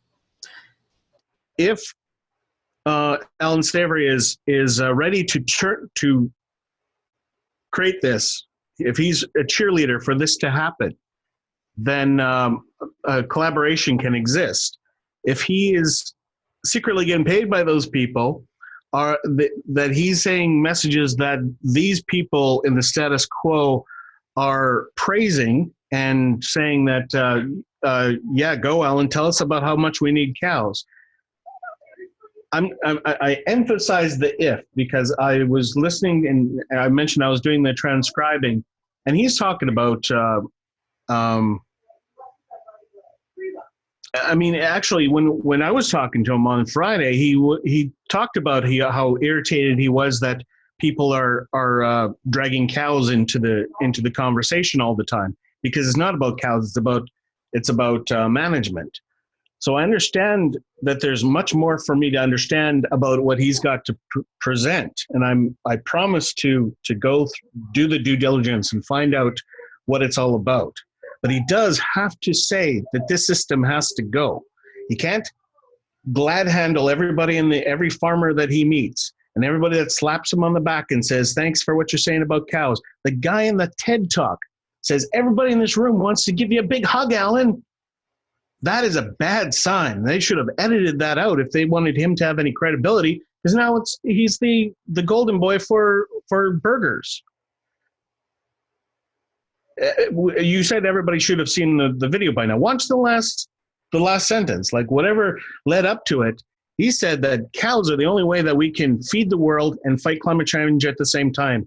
That's a very powerful statement, and he has to stand behind it. But you see, Ray, I think we're creating a false dichotomy. He said, "Lord help us God help us if the world goes vegan." He said that early on Friday. Yeah, and I think he was trying to be provocative, and I think he picked the wrong audience to try to make the provocation. Somehow so I don't know what he picked up on it. But I think there's a false dichotomy between, animal exploitation, animal cruelty, industrialized animal agriculture, and veganism, right? And in throwing out the bathwater, could it be that vegans have gone too far or are going too far by condemning all forms of animal agriculture, including those forms that are regreening the deserts? If I had my choice to be a cow who was incarcerated. But then it has to prove that it's regreening the desert. Okay, that's a separate issue. I'm just. No. It is that. You can't talk about this without the evidence. Are these solutions that can be accepted, or have they been scientifically disproven? If we're not basing it on science, and we're basing on people's appetite and desire for meat, then we can have a whole bunch of solutions. But if we're discarding science, let me know, because if it has to be proved scientifically in order for it to be viable. Okay. There's a difference. This is wait a minute. Let me just be really quick. The heart of going vegan is ethics, and I think I mentioned this before. The heart of a lot of things we do in our lives are driven by ethics, and that's what defines us as civilized people, caring people. So there's really nothing wrong with using ethics in our food. And as Joaquin said, you know, humans can be quite inventive, and we've got to figure out a way to do this without resorting to things that are basically unethical. And here's why. Because the idea, like, you know, these animals have every much as right to be here as we do. And as soon as you start to see them as resources, we engage in the wonderful vegan word of speciesism. I'm not, we're not going to go on like bugs and walking on bugs and, you know, start going down that rabbit hole. But the thing is, a good life, we wish them a good life, but a good life, in addition to living free and being oneself, is the opportunity to live all of it. We don't have that right to take that away from them, even if we bred them into existence. And in addition to a good life is a good death, a peaceful, natural death. Now, not everybody's going to get that, but when we don't, we see it as a tragedy. So this is what really the bottom line in terms of, you know, why vegan is such a hot issue, that as it's going mainstream, like anything, is going to take on a life of its own. It's been associated with the diet, and I kind of have some mixed feelings about that. I think in one hand it's great that it is associated as a diet, but on the other hand, the meaning is getting lost. And I think to a certain extent we're going to have to just accept that it's going to get lost to a certain degree. But once we start going down that path, like, well, maybe we can use them. Maybe circuses aren't so bad, you know. Maybe zoos aren't so bad because people get to see animals they never get to see otherwise. And aquariums, well, they're educational. But when you look at it from the victim's point of view, from the animal's point of view, what do they deserve? What are they do? What are we do to them? What do we owe them? And it changes the whole thing when you actually see it from their point of view. You know, do they deserve to be slaughtered?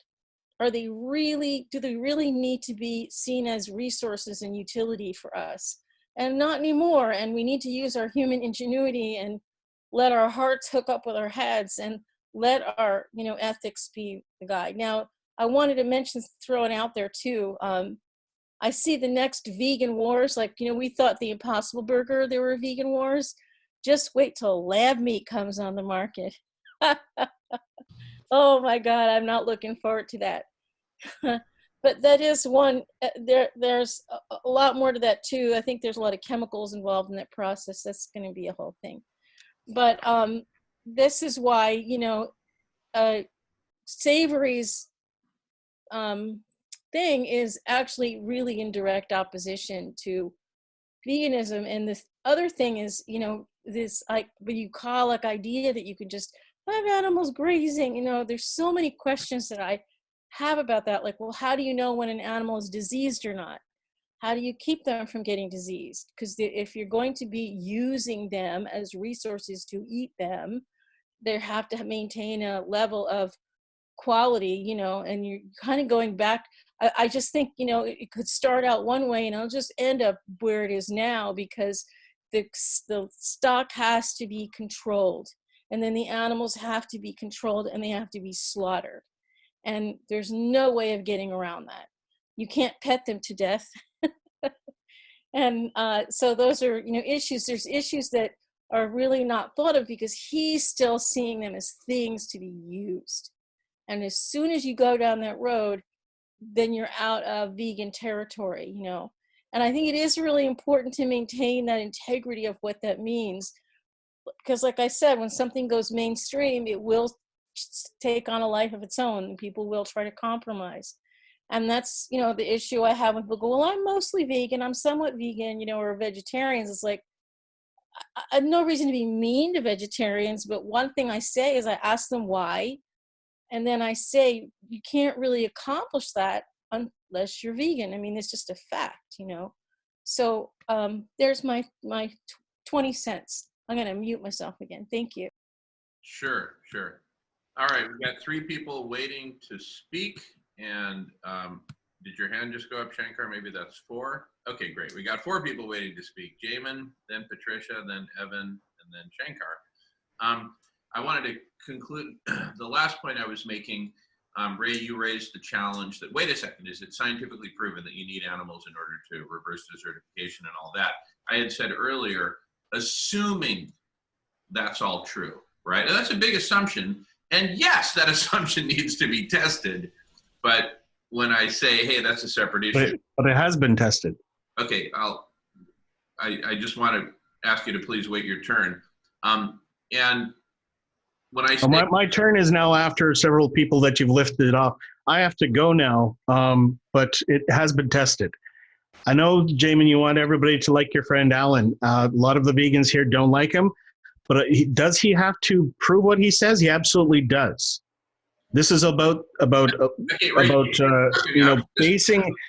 I was just about to address that, and you keep interrupting me, and that's really, I'm not happy about that. So what I'm saying is, of course it has to be tested.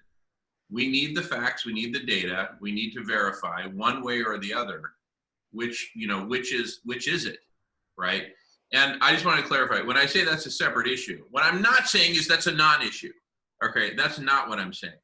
What I'm saying is it's a separate issue. So let's save that testing conversation for a separate conversation, assuming it's true, and that's a big assumption. Then if it is true, it's a big if, that indeed animals are the only way, right, to regreen the deserts, reverse desertification. I have one more challenge before I go. I have to go now. I could write I don't have the speaking stick, so I could write it in the chat. But if you say 30 seconds, that's fine. Just say it quick, or type it in if it's going to take longer. Either way, it's fine with me. I'm going to go over the recording when I was talking with Alan. I was offering the olive branch to say, how can we collaborate? You and the vegan movement, how can we collaborate? We're both outsiders. We're both, estranged from the IPCC because we have solutions that they don't like. I want to go back over that again and see what his response was, because I don't think he's interested in collaboration with vegans.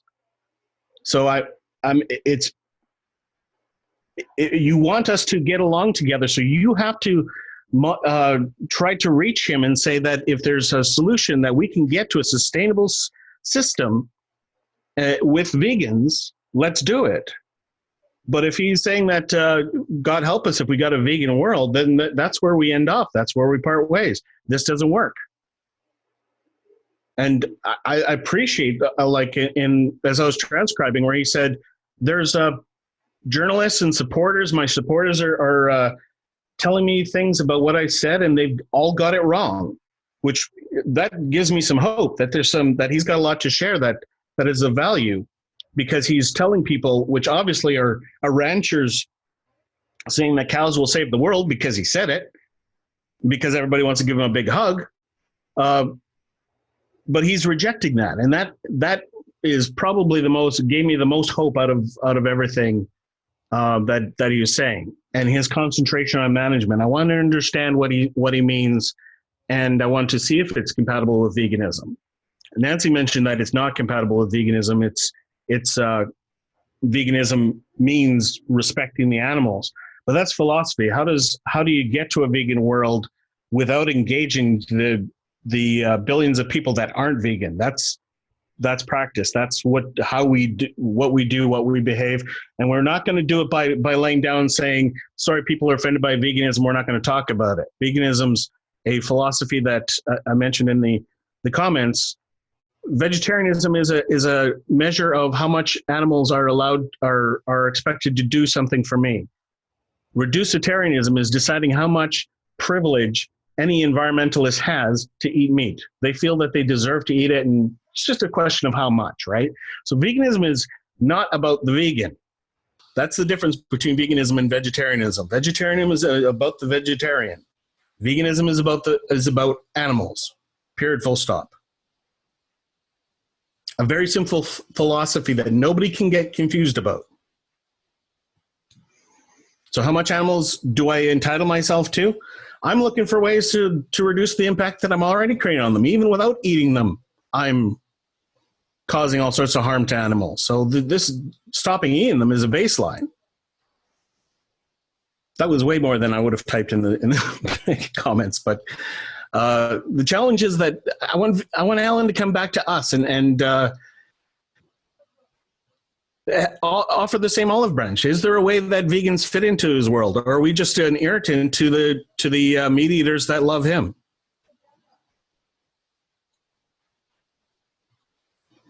All right, Ray, I agree with everything you're saying. I just want to ask you to please respect the queue, because there are people who are very patiently waiting to talk, and what they have to say is just as important as what you have to say.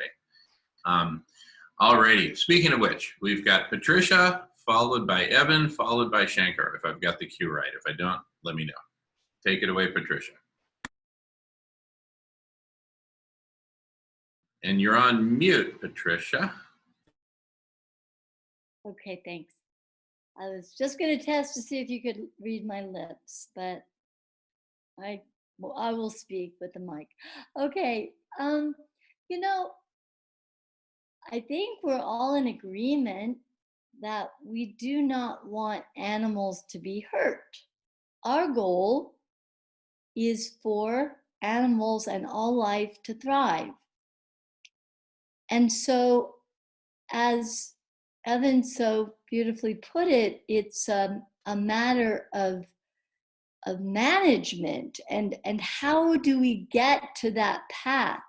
So one of the great things about engaging someone like Alan is that, I mean, I heard him say, if you can prove to me something, I believe it was, if you can prove to me that there's another way, send it to me. I know he said something like that. I also heard him say very vulnerably that he's been hurt a lot by vegans. And that's probably why he doesn't want to have a vegan world.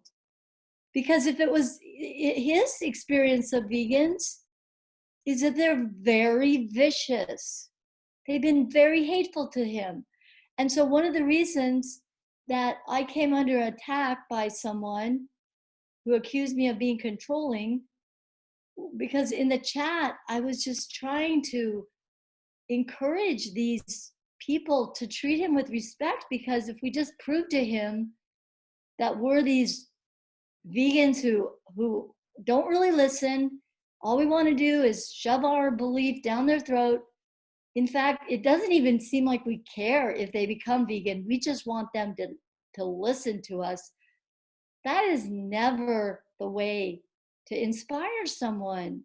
So, I mean, what if the way to a vegan world is to inspire people like Alan to, what if Alan could be persuaded, and there's somebody out there who could persuade him that you don't need livestock, or I actually think it's a great idea for hospice. I mean, it sounds like the solution for the end when all that.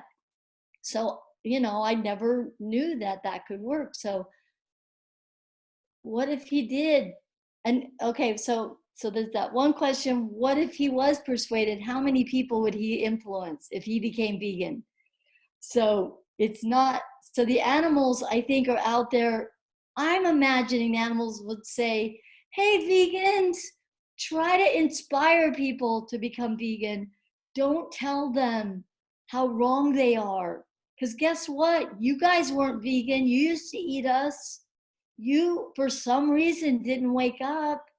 And probably you didn't it wasn't a person who came hitting veganism over your head with a rigid, you know, and criticizing you because you're not vegan enough. I think the animals would say, hey, whatever it takes. And just want to be free. Just try to do the best way. So thanks for listening, everybody. Beautiful. Thank you, Patricia. And Evan, thank you for your patience. Take it away. Thank you for that, Patricia. I really like that.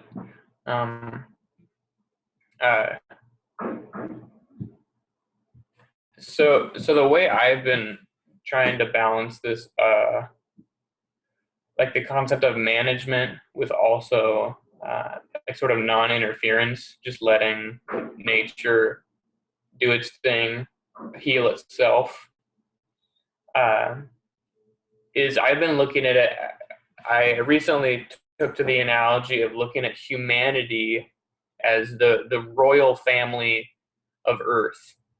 And just to kind of like elaborate a little bit more on this idea of royalty, is one of benevolent royalty. It's not one of we are the rulers of Earth. It's just we happen to be like the royal family of Earth. Like we have so many capabilities. We can speak with each other. We're like the wizard family of Earth. Like anyway, and but a really important thing for us to remember as the royals of Earth is that we are nothing without our subjects and without our kingdom. Without our people, we aren't royal. There's no kingdom. There's nothing.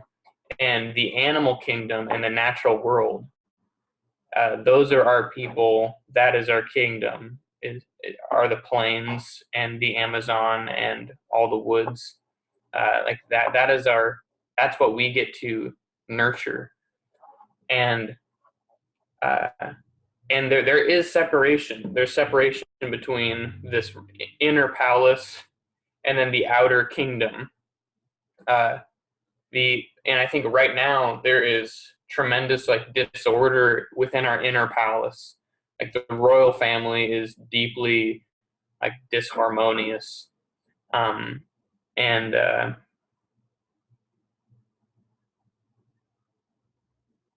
I think it's a really important thing that we learn how to influence the lives of our people. In this context, I'm calling animals people just for my brain's sake.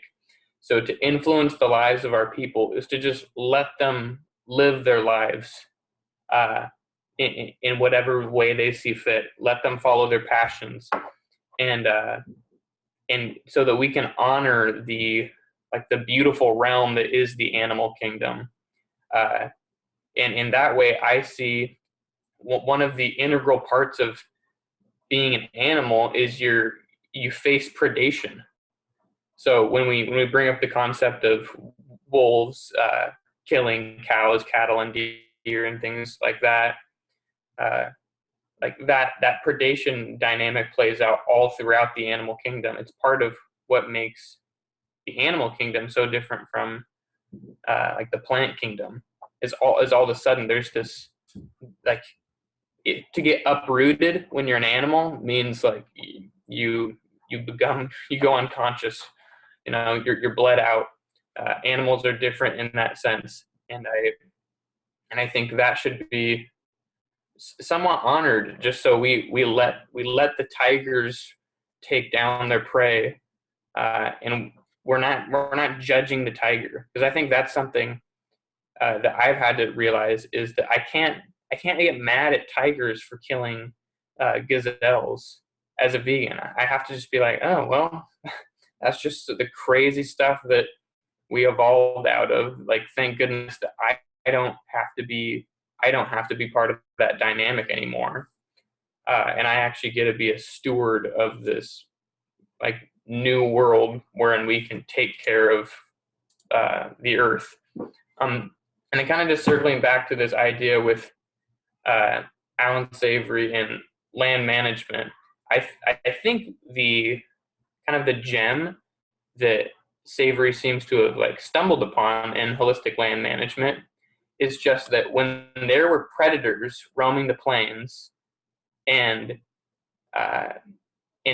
tracking down these herds of cows and whatever ruminants there were, that the numbers of the ruminants were larger and the grasslands were more bounteous.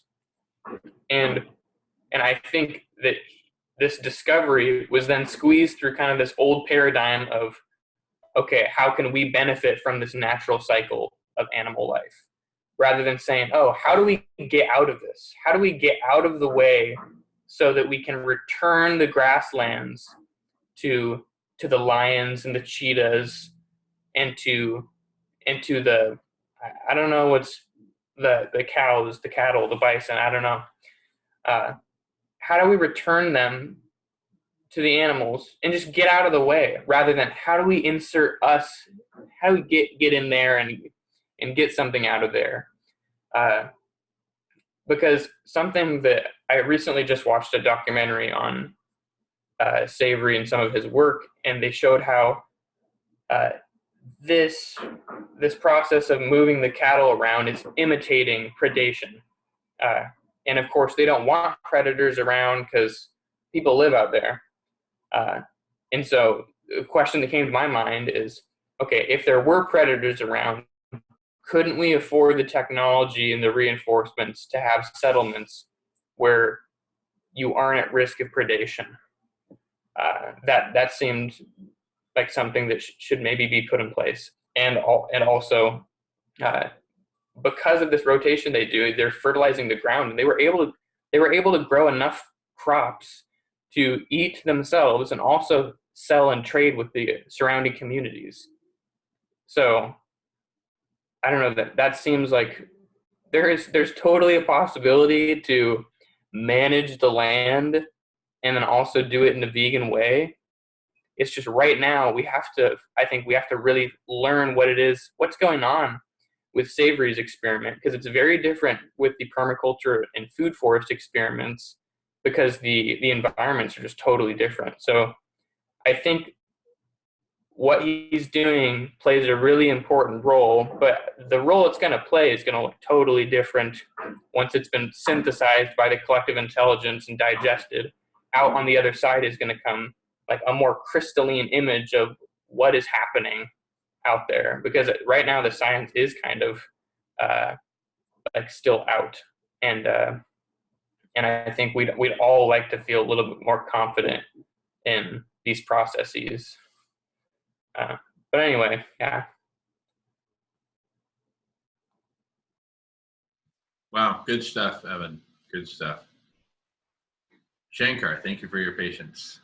No problem. Hey, thank you, Evan. Yeah, can I share my screen? I want to show something interesting, maybe a little bit. I know not at a big level of science, but I can show.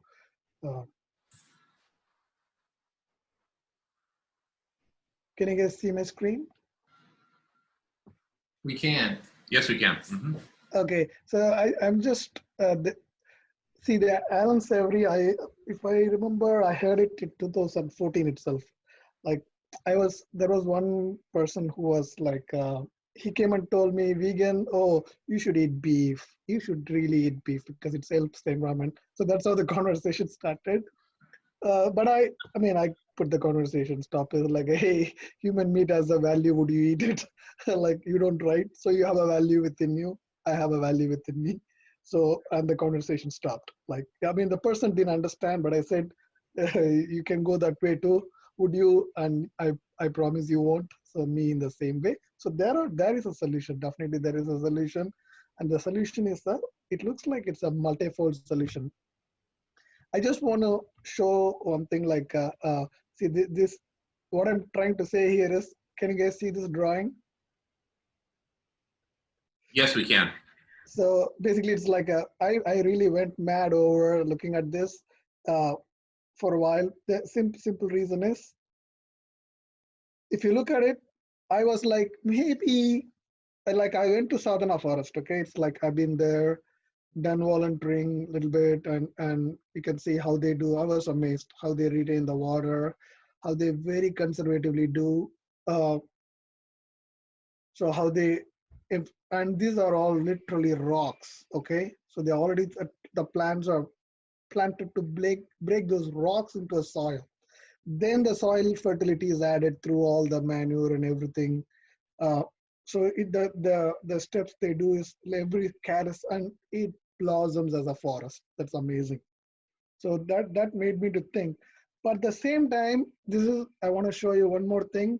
This is my favorite, okay? Whenever I fly, I cannot sleep. I look over all the terrains across the world. So this is, I just wanna, vegan food are awesome. So this is, I wanna show you why the areas are green and how the deserts, so this is probably Canada or Greenland. So much ice caps, yes, we can see. And this is probably, I went around in November. So you can see. Next, I'm gonna show you, we are entering the desert region. That's which, when you look from satellite, or how the humans are converted into desert. One thing fascinated me was, first, I had my own worst conclusion. Yeah, if you have a mountains, probably you're gonna get, because I thought a land horizontal is not gonna hold that much water or retain water. But if it is like this, you're getting double the area, or almost more than 150% of area or something. I'm telling in a rough way. So instead of a line where the water is falling, if I keep like this, it's storing more water, or it's retaining more wet. So there are no more streams and everything. But then I realized, if everywhere is a mountain, why there is no forest, why there is, and that thinking came while I was flying over this Hindu Kush mountains, or this thing. This is literally over the other downside of Mongolia, or northern side of Afghanistan. I was looking at it, and I know this thing, I cannot see that much. Literally, there was nothing. I couldn't see anything. I was like, if these are all this much mountains, why the water is not staying there? Then I learned in my own way, yes, the humidity is very important. It's how much you tap the humidity. Like, that's where the clouds, I was drawing clouds here. So, like, what I understood is, we need mountains, we also need valleys. So the mountains are such enough to, it's like, it has like a walls, or with a ceiling, because after some time these clouds cannot go up, so they keep the moisture there. And that's how some of the countries I used, because India is one of the fascination for me. It's like, hey, it all lies in the way of Saudi Arabia, everything, but how come it is not a desert? It should be a desert, but the reason is the Himalayas this side, and this side you have mountains, they almost block it, so that the monsoon circulates inside. So that is what, if we look at this here, I'm going to show you in the map. Like, so literally nothing, no clouds. But here you see how much clouds here? And now I'll show you the map. So this is what it is. This is the area. So these are all like the walls. This is the area I flew through. If you look at it, literally I could see all this, only no clouds, nothing. But moment I come here, this is like a cul-de-sac, or like a big wall, all the clouds. Then I was like, yes, so that means we need a tall mountains. And that's what I've seen in a lot of places. The bottom, the best example could be, I don't know, like the area bottom will be like a desert, but if you go as a mountain top, it's all vegetation, because they're able to trap that moisture, clouds and everything. So then each plant grows. There is a little bit of biodiversity there. So that's what, here what I learned was, hey, yeah, you can conserve water, you can grow forest. But those forests also eventually would die if the more lack of humidity happens. That's what desertification is like. It happens so quick, it's all gone. At the same time, but that's what I'm trying to see. And if this is the areas I'm saying, yes, the part area where it's deserted, definitely the whole earth is the one that's going to help.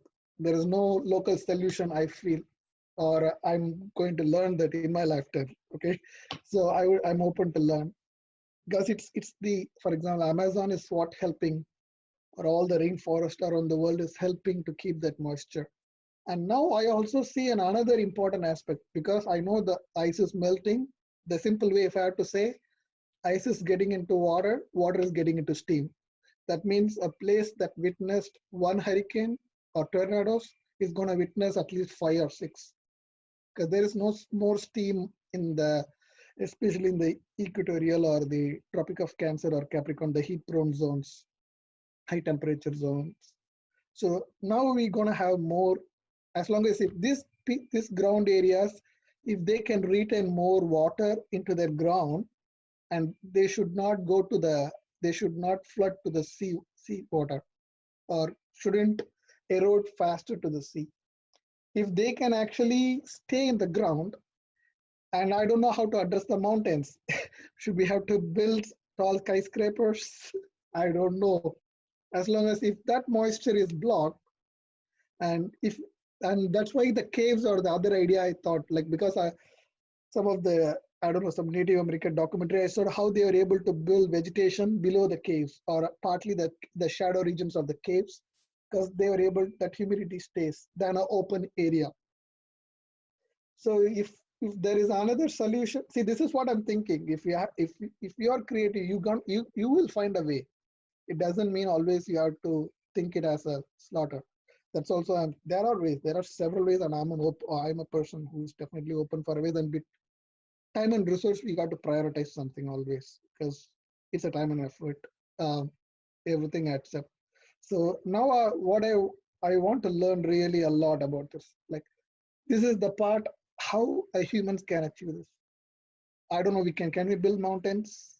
Or I know we can build small moons to create streams so that the rainwater or whatever doesn't erode. Like, even if you get a big tornado or this thing, those water has to stay in the ground. And I heard in Japan they build a big underground thing, so it doesn't flood the cities, then drying up. I've seen the structures like that. So I'm just curious how we can address, instead of land, thinking flat, can we think like this? Any comments, suggestions, or help me to steer? It could be, if I'm adding a solution to your list, Chairman, please help me. And correct me too. I'm still learning. This is my abstract version. That's all. Thank you. Sure. Well, it sounds like you're taking geoengineering to a whole new level. I've never actually heard anyone proposing that we create sort of an artificial or human-made barrier like a mountain. Obviously, it wouldn't have to be like a mountain. It could just be a very tall wall, for example. But your point is to retain the moisture and change the wind flow. From an engineering standpoint, I don't see why it couldn't be achieved. It's a matter of material and, though I hate the word cost, because it's really, a matter of, do we have the resources or not? And is it priority? Who cares how much it costs if that's a high priority? You got me thinking. You've got me thinking. And anyway, when you're done, you can take off the screen share so we can all. Yes, I'm good. Yeah. Yeah. So we can see each other. So, I love your thinking, because you're thinking really, really big and outside the box.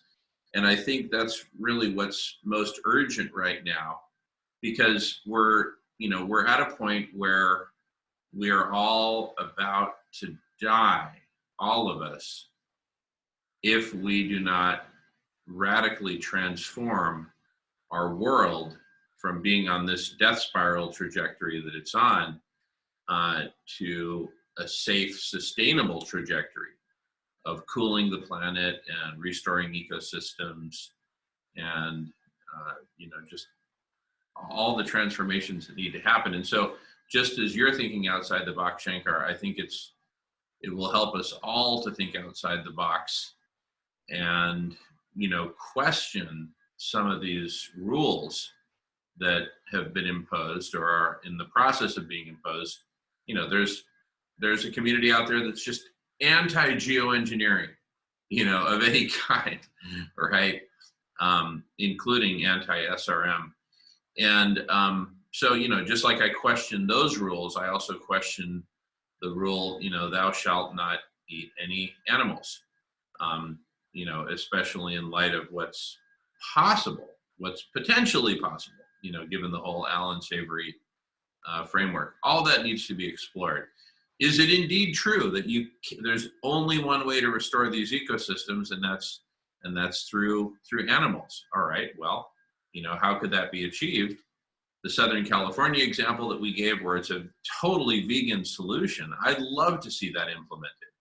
And let's see, you know, what are all the creative, you know, solutions within that we can come up with, you know, that help the animals to have great lives and the humans to have great lives, and let the ecosystems bounce back. Maybe that is the grand synthesis. But I think we're at such a precarious moment right now that I think one of the most dangerous things we can do is close our thinking down and say, nope, I've learned these rules when I was a kid and I'm sticking to them. All right. We need to I think we're going to need to get really creative and outside the box, like what you're thinking, Shankar. And who knows, that may extend to animal grazing, right? Much as I love what Nancy said and where you're coming from an ethical standpoint, I mean, the best of all worlds is that no living creature gets harmed ever. But I think we need to really consider that our default trajectory right now is that every living creature is about to be really badly harmed en route to death, and beyond that, extinction. Oh my goodness. You know, harm is one thing, but extinction, that's like the ultimate harm to a species and individuals within that species.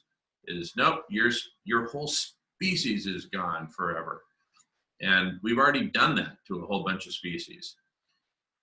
So anyway, a lot of really great food for thought, not all of it necessarily vegan, but much to think about, much to contemplate.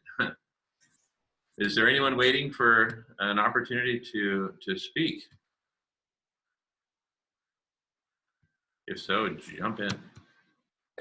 I just had an idea, or just something to bring up, because the grassland thing, this idea that like a quarter of our land is grassland, and that there's this challenge to supporting ourselves using only vegetables and legumes and plants throughout the entire year.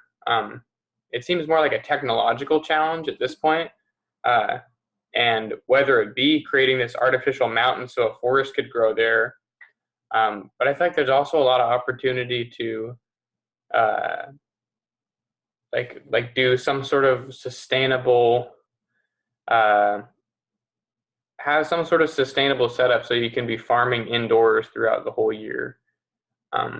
Because like we've been able to kind of transform indoor farming a lot recently, like at least in the last like 50 years. Like you can now use aeroponics, where it's just these tall tubes that are able to grow a bunch of different types of vegetables, and it's just spraying water, and it's actually like 90% more efficient than growing your vegetables in the ground, and it takes up horizontal space or vertical space rather than as much horizontal space. Because right now I'm just looking at the picture of a Mongolian grassland that just stretches, it says it's a vast area of 93,000 square kilometers.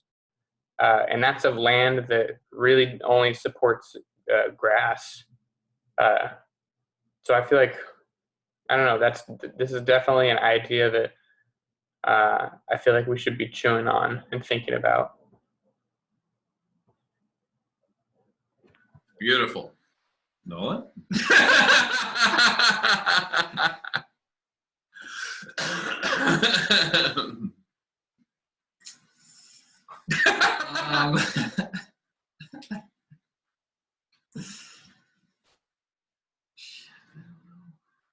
I feel you must have the answer somewhere in there. Just let it out. I don't have the answer. I'm sorry, guys. I wish I had the answers. Okay, and Patricia has her next statement. Who wants to hear from Nolan? Me. She just wants to hear, but just sing or just talk gibberish, whatever. Well, Go Nolan. Go Nolan. I can talk about you know, what I'm talking about right now. Yeah, that's good stuff. And yeah, it's just kind of nice to talk about it.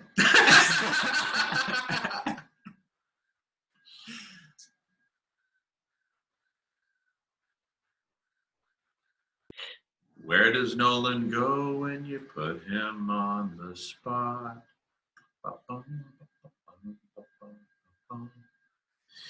He's trying to say something when he really. I have a question. Yeah. So it's Alan Savory was saying that vegans were mean to him, which I can kind of understand why that would happen.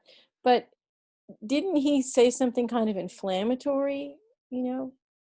He totally did. When he talked about Yeah. enjoying eating meat and all that, that was totally unnecessary roughness. And also when you said, you know, God help us if the world goes vegan, that was Well, that was a stupid thing for him to say.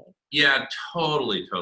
So no, Yeah. he's definitely guilty of saying some pretty inflammatory and unproductive things.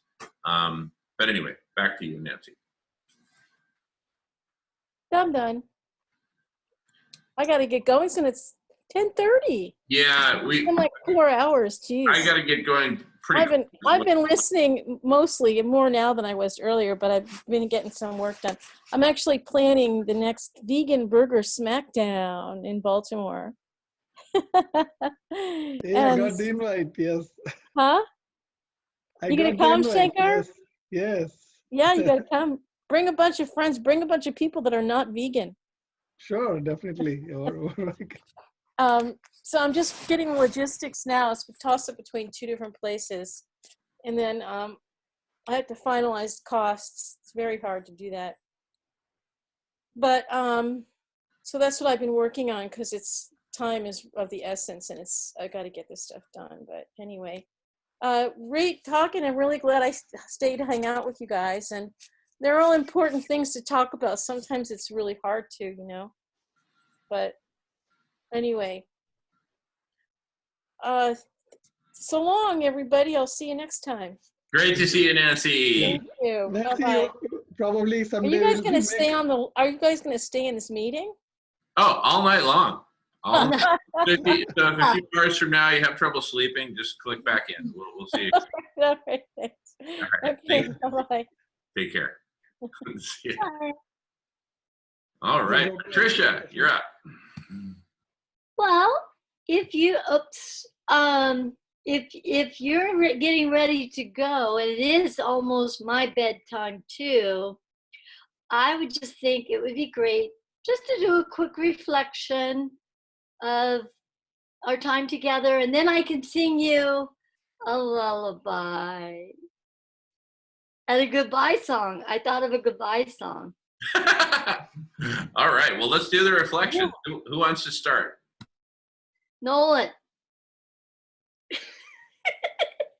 Nolan, do you mind if I put a little pressure on you?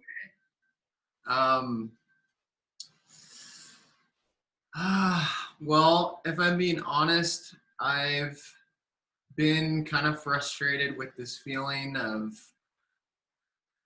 well, shit, we're kind of talking all over the place, and you know, sometimes it freaks me out because I want to get things done, and I want to move at least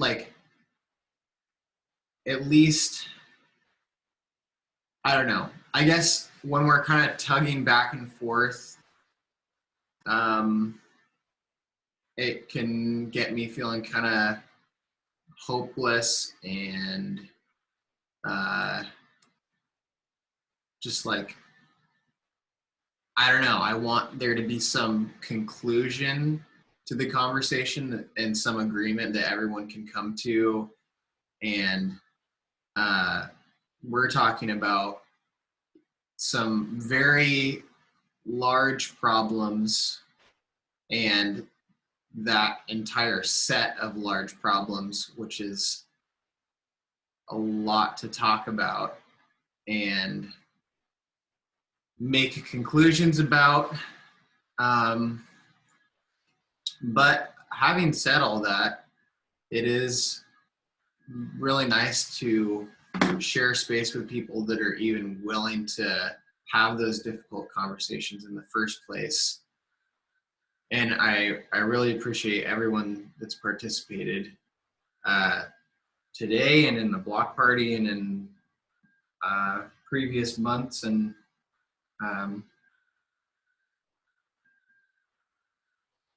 yeah, I guess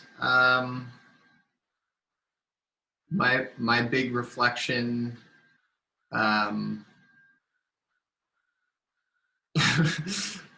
I feel like I need some time to just reflect out away from the conversation and just process, because we cover a lot of ground in these conversations, and sometimes it can be so much that I feel like I haven't caught up in the interim between conversations. And yeah, I guess that pretty much sums up my reflection. Beautiful. Awesome. Who's next? Well, I'll go next. I want, I have some projects I really committed to working on, like the compassionate living circles. And yet I keep feeling like it's important for me to be present in these conversations. And so I'm really glad I stayed. And I really want to thank everybody. We started getting into a flow, putting our hands up. And Jamin, you were drawing some boundaries as you promised. You just shared how you felt about Ray's, something that Ray did. And I really appreciated that Ray apologized. That was really, I did privately message him. And I really want to honor that. I think it's better to call somebody, if you're going to criticize someone, it's better to do it privately. And I tried to do it as lovingly as possible. So I was glad that he publicly said he was sorry. And Ray and I are working things out. We're going to he's agreed to do a mediation with me, because we seem to be having some differences, and I'm really happy about that. Because I really love Ray. We both have one dimple right here.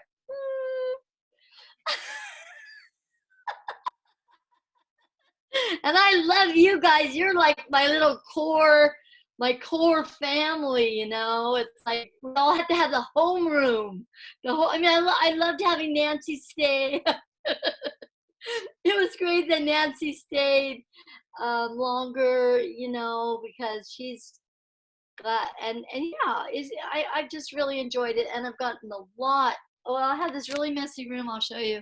And I just like decluttering it. So I got a lot done, and I'm really glad that you guys let me, just be blank sometimes. I want to get a picture up there someday. Thanks, everybody.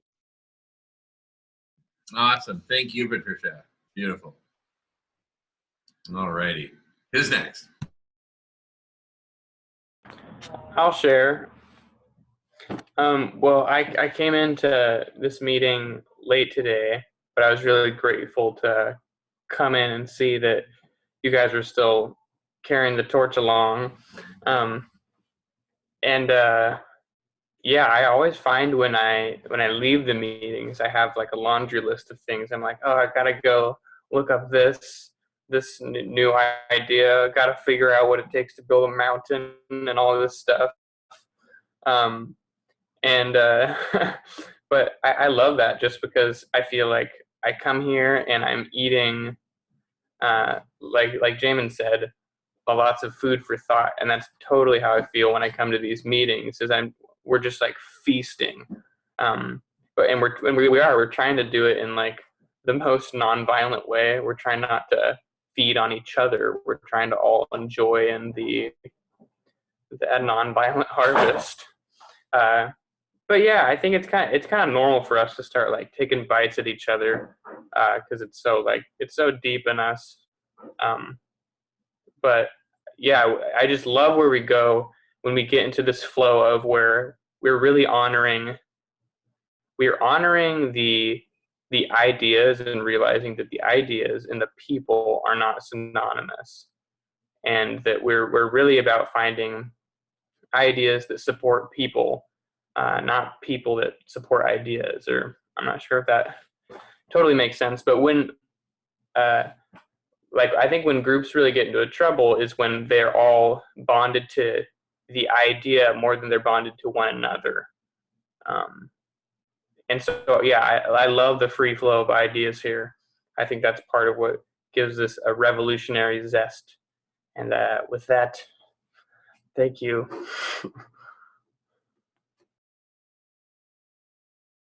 Beautiful. Shankar.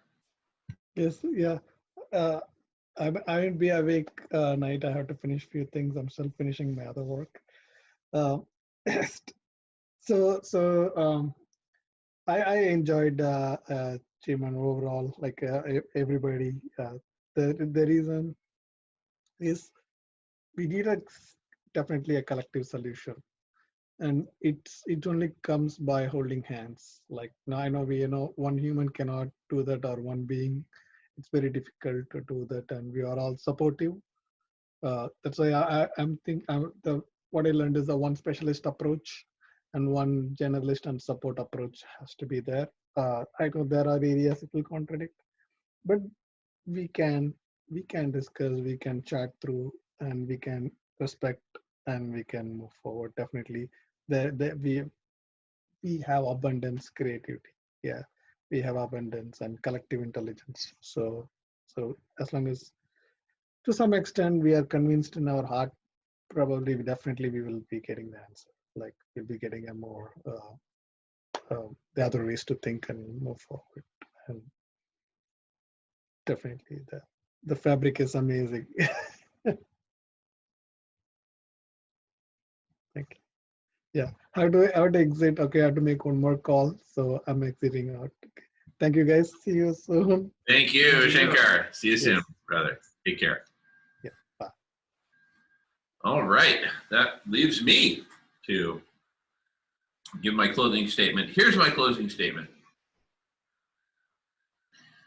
I am absolutely committed that we humans come together as a collective superintelligence. Because when we do, each and every important question, for example, well, is Alan Savory correct that we need animals to reverse desertification in sub-Saharan Africa or North Africa or whatever? Bam! We would have the answer to that with all the available data. It would just be right there, and it would be synthesized graphically. You could get it in probably like 2 minutes. And it's all totally auditable and drill downable. We would have answers to these questions. Really just, show me the fact. I mean, it's like, come on, this is endless bullshit, right? So we need to come together as a collective intelligence. Nolan gets it. Thank you, Nolan. Evan gets it. Thank you, Evan. Patricia gets it. Thank you, Patricia. So my beef, my vegan beef, my Beyond Beef is not with any of you in this room, this virtual room. It's with everyone who's not in this virtual room. Get your ass in here. We can do this, but we all need to agree to do it and actually do it. show the bleep up and say, look, you know, I don't really get this whole collective intelligence thing, but here I am, right? Why? Because, and that gets to another point. We've, you know, how do we communicate this collective intelligence potential that's just sitting right there? It's the potential to save our own lives, right? So,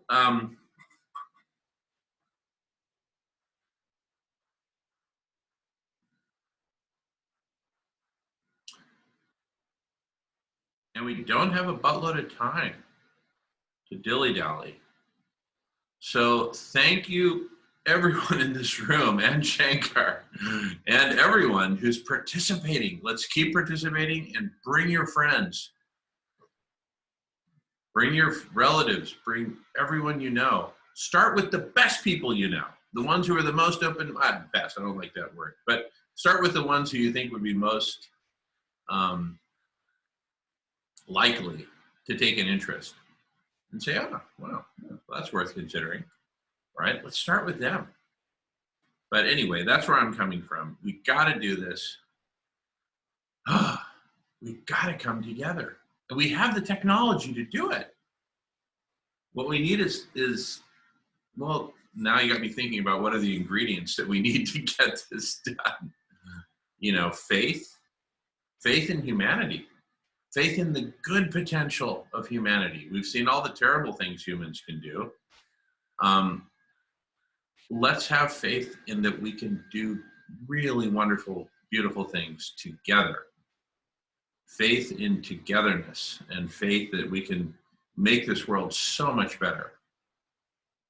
Anyway, that's where I'm at. And Patricia, you're still on mute, sister. Yeah, so I hope we can have a conversation about what keeps people from coming and participating. That might be a conversation we could have. What could make it even more attractive? But I have a song.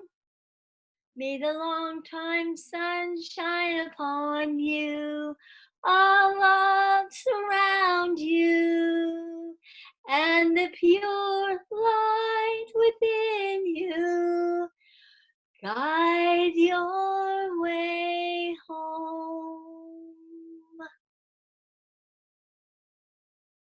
Beautiful. My yoga instructor used to sing that at the end of every class. Ah, beautiful. Beautiful. Believe a Christian would sing a song like that. All right. Well, thanks everybody. Much love. Thanks. Thank you so much for being here, facilitating this. Heck yes. Thank you all. And for those watching, thank you for watching. And please join us. Love you. Sign up on radish.org and come and regardless of that, come and participate in the block party every Friday from 6 a.m. Pacific time Friday to 6 a.m. Pacific time Saturday. Just go to click on the Collective Intelligence block party and just show up anytime you want within that window. Come and go as you please. This is not a cult. Okay. Great to see everyone. Of course, as soon as you say that, then everyone thinks it's a cult. Anyway, all right. With that, thanks again, everybody. Love you all. Bye-bye. Love you all. See you soon.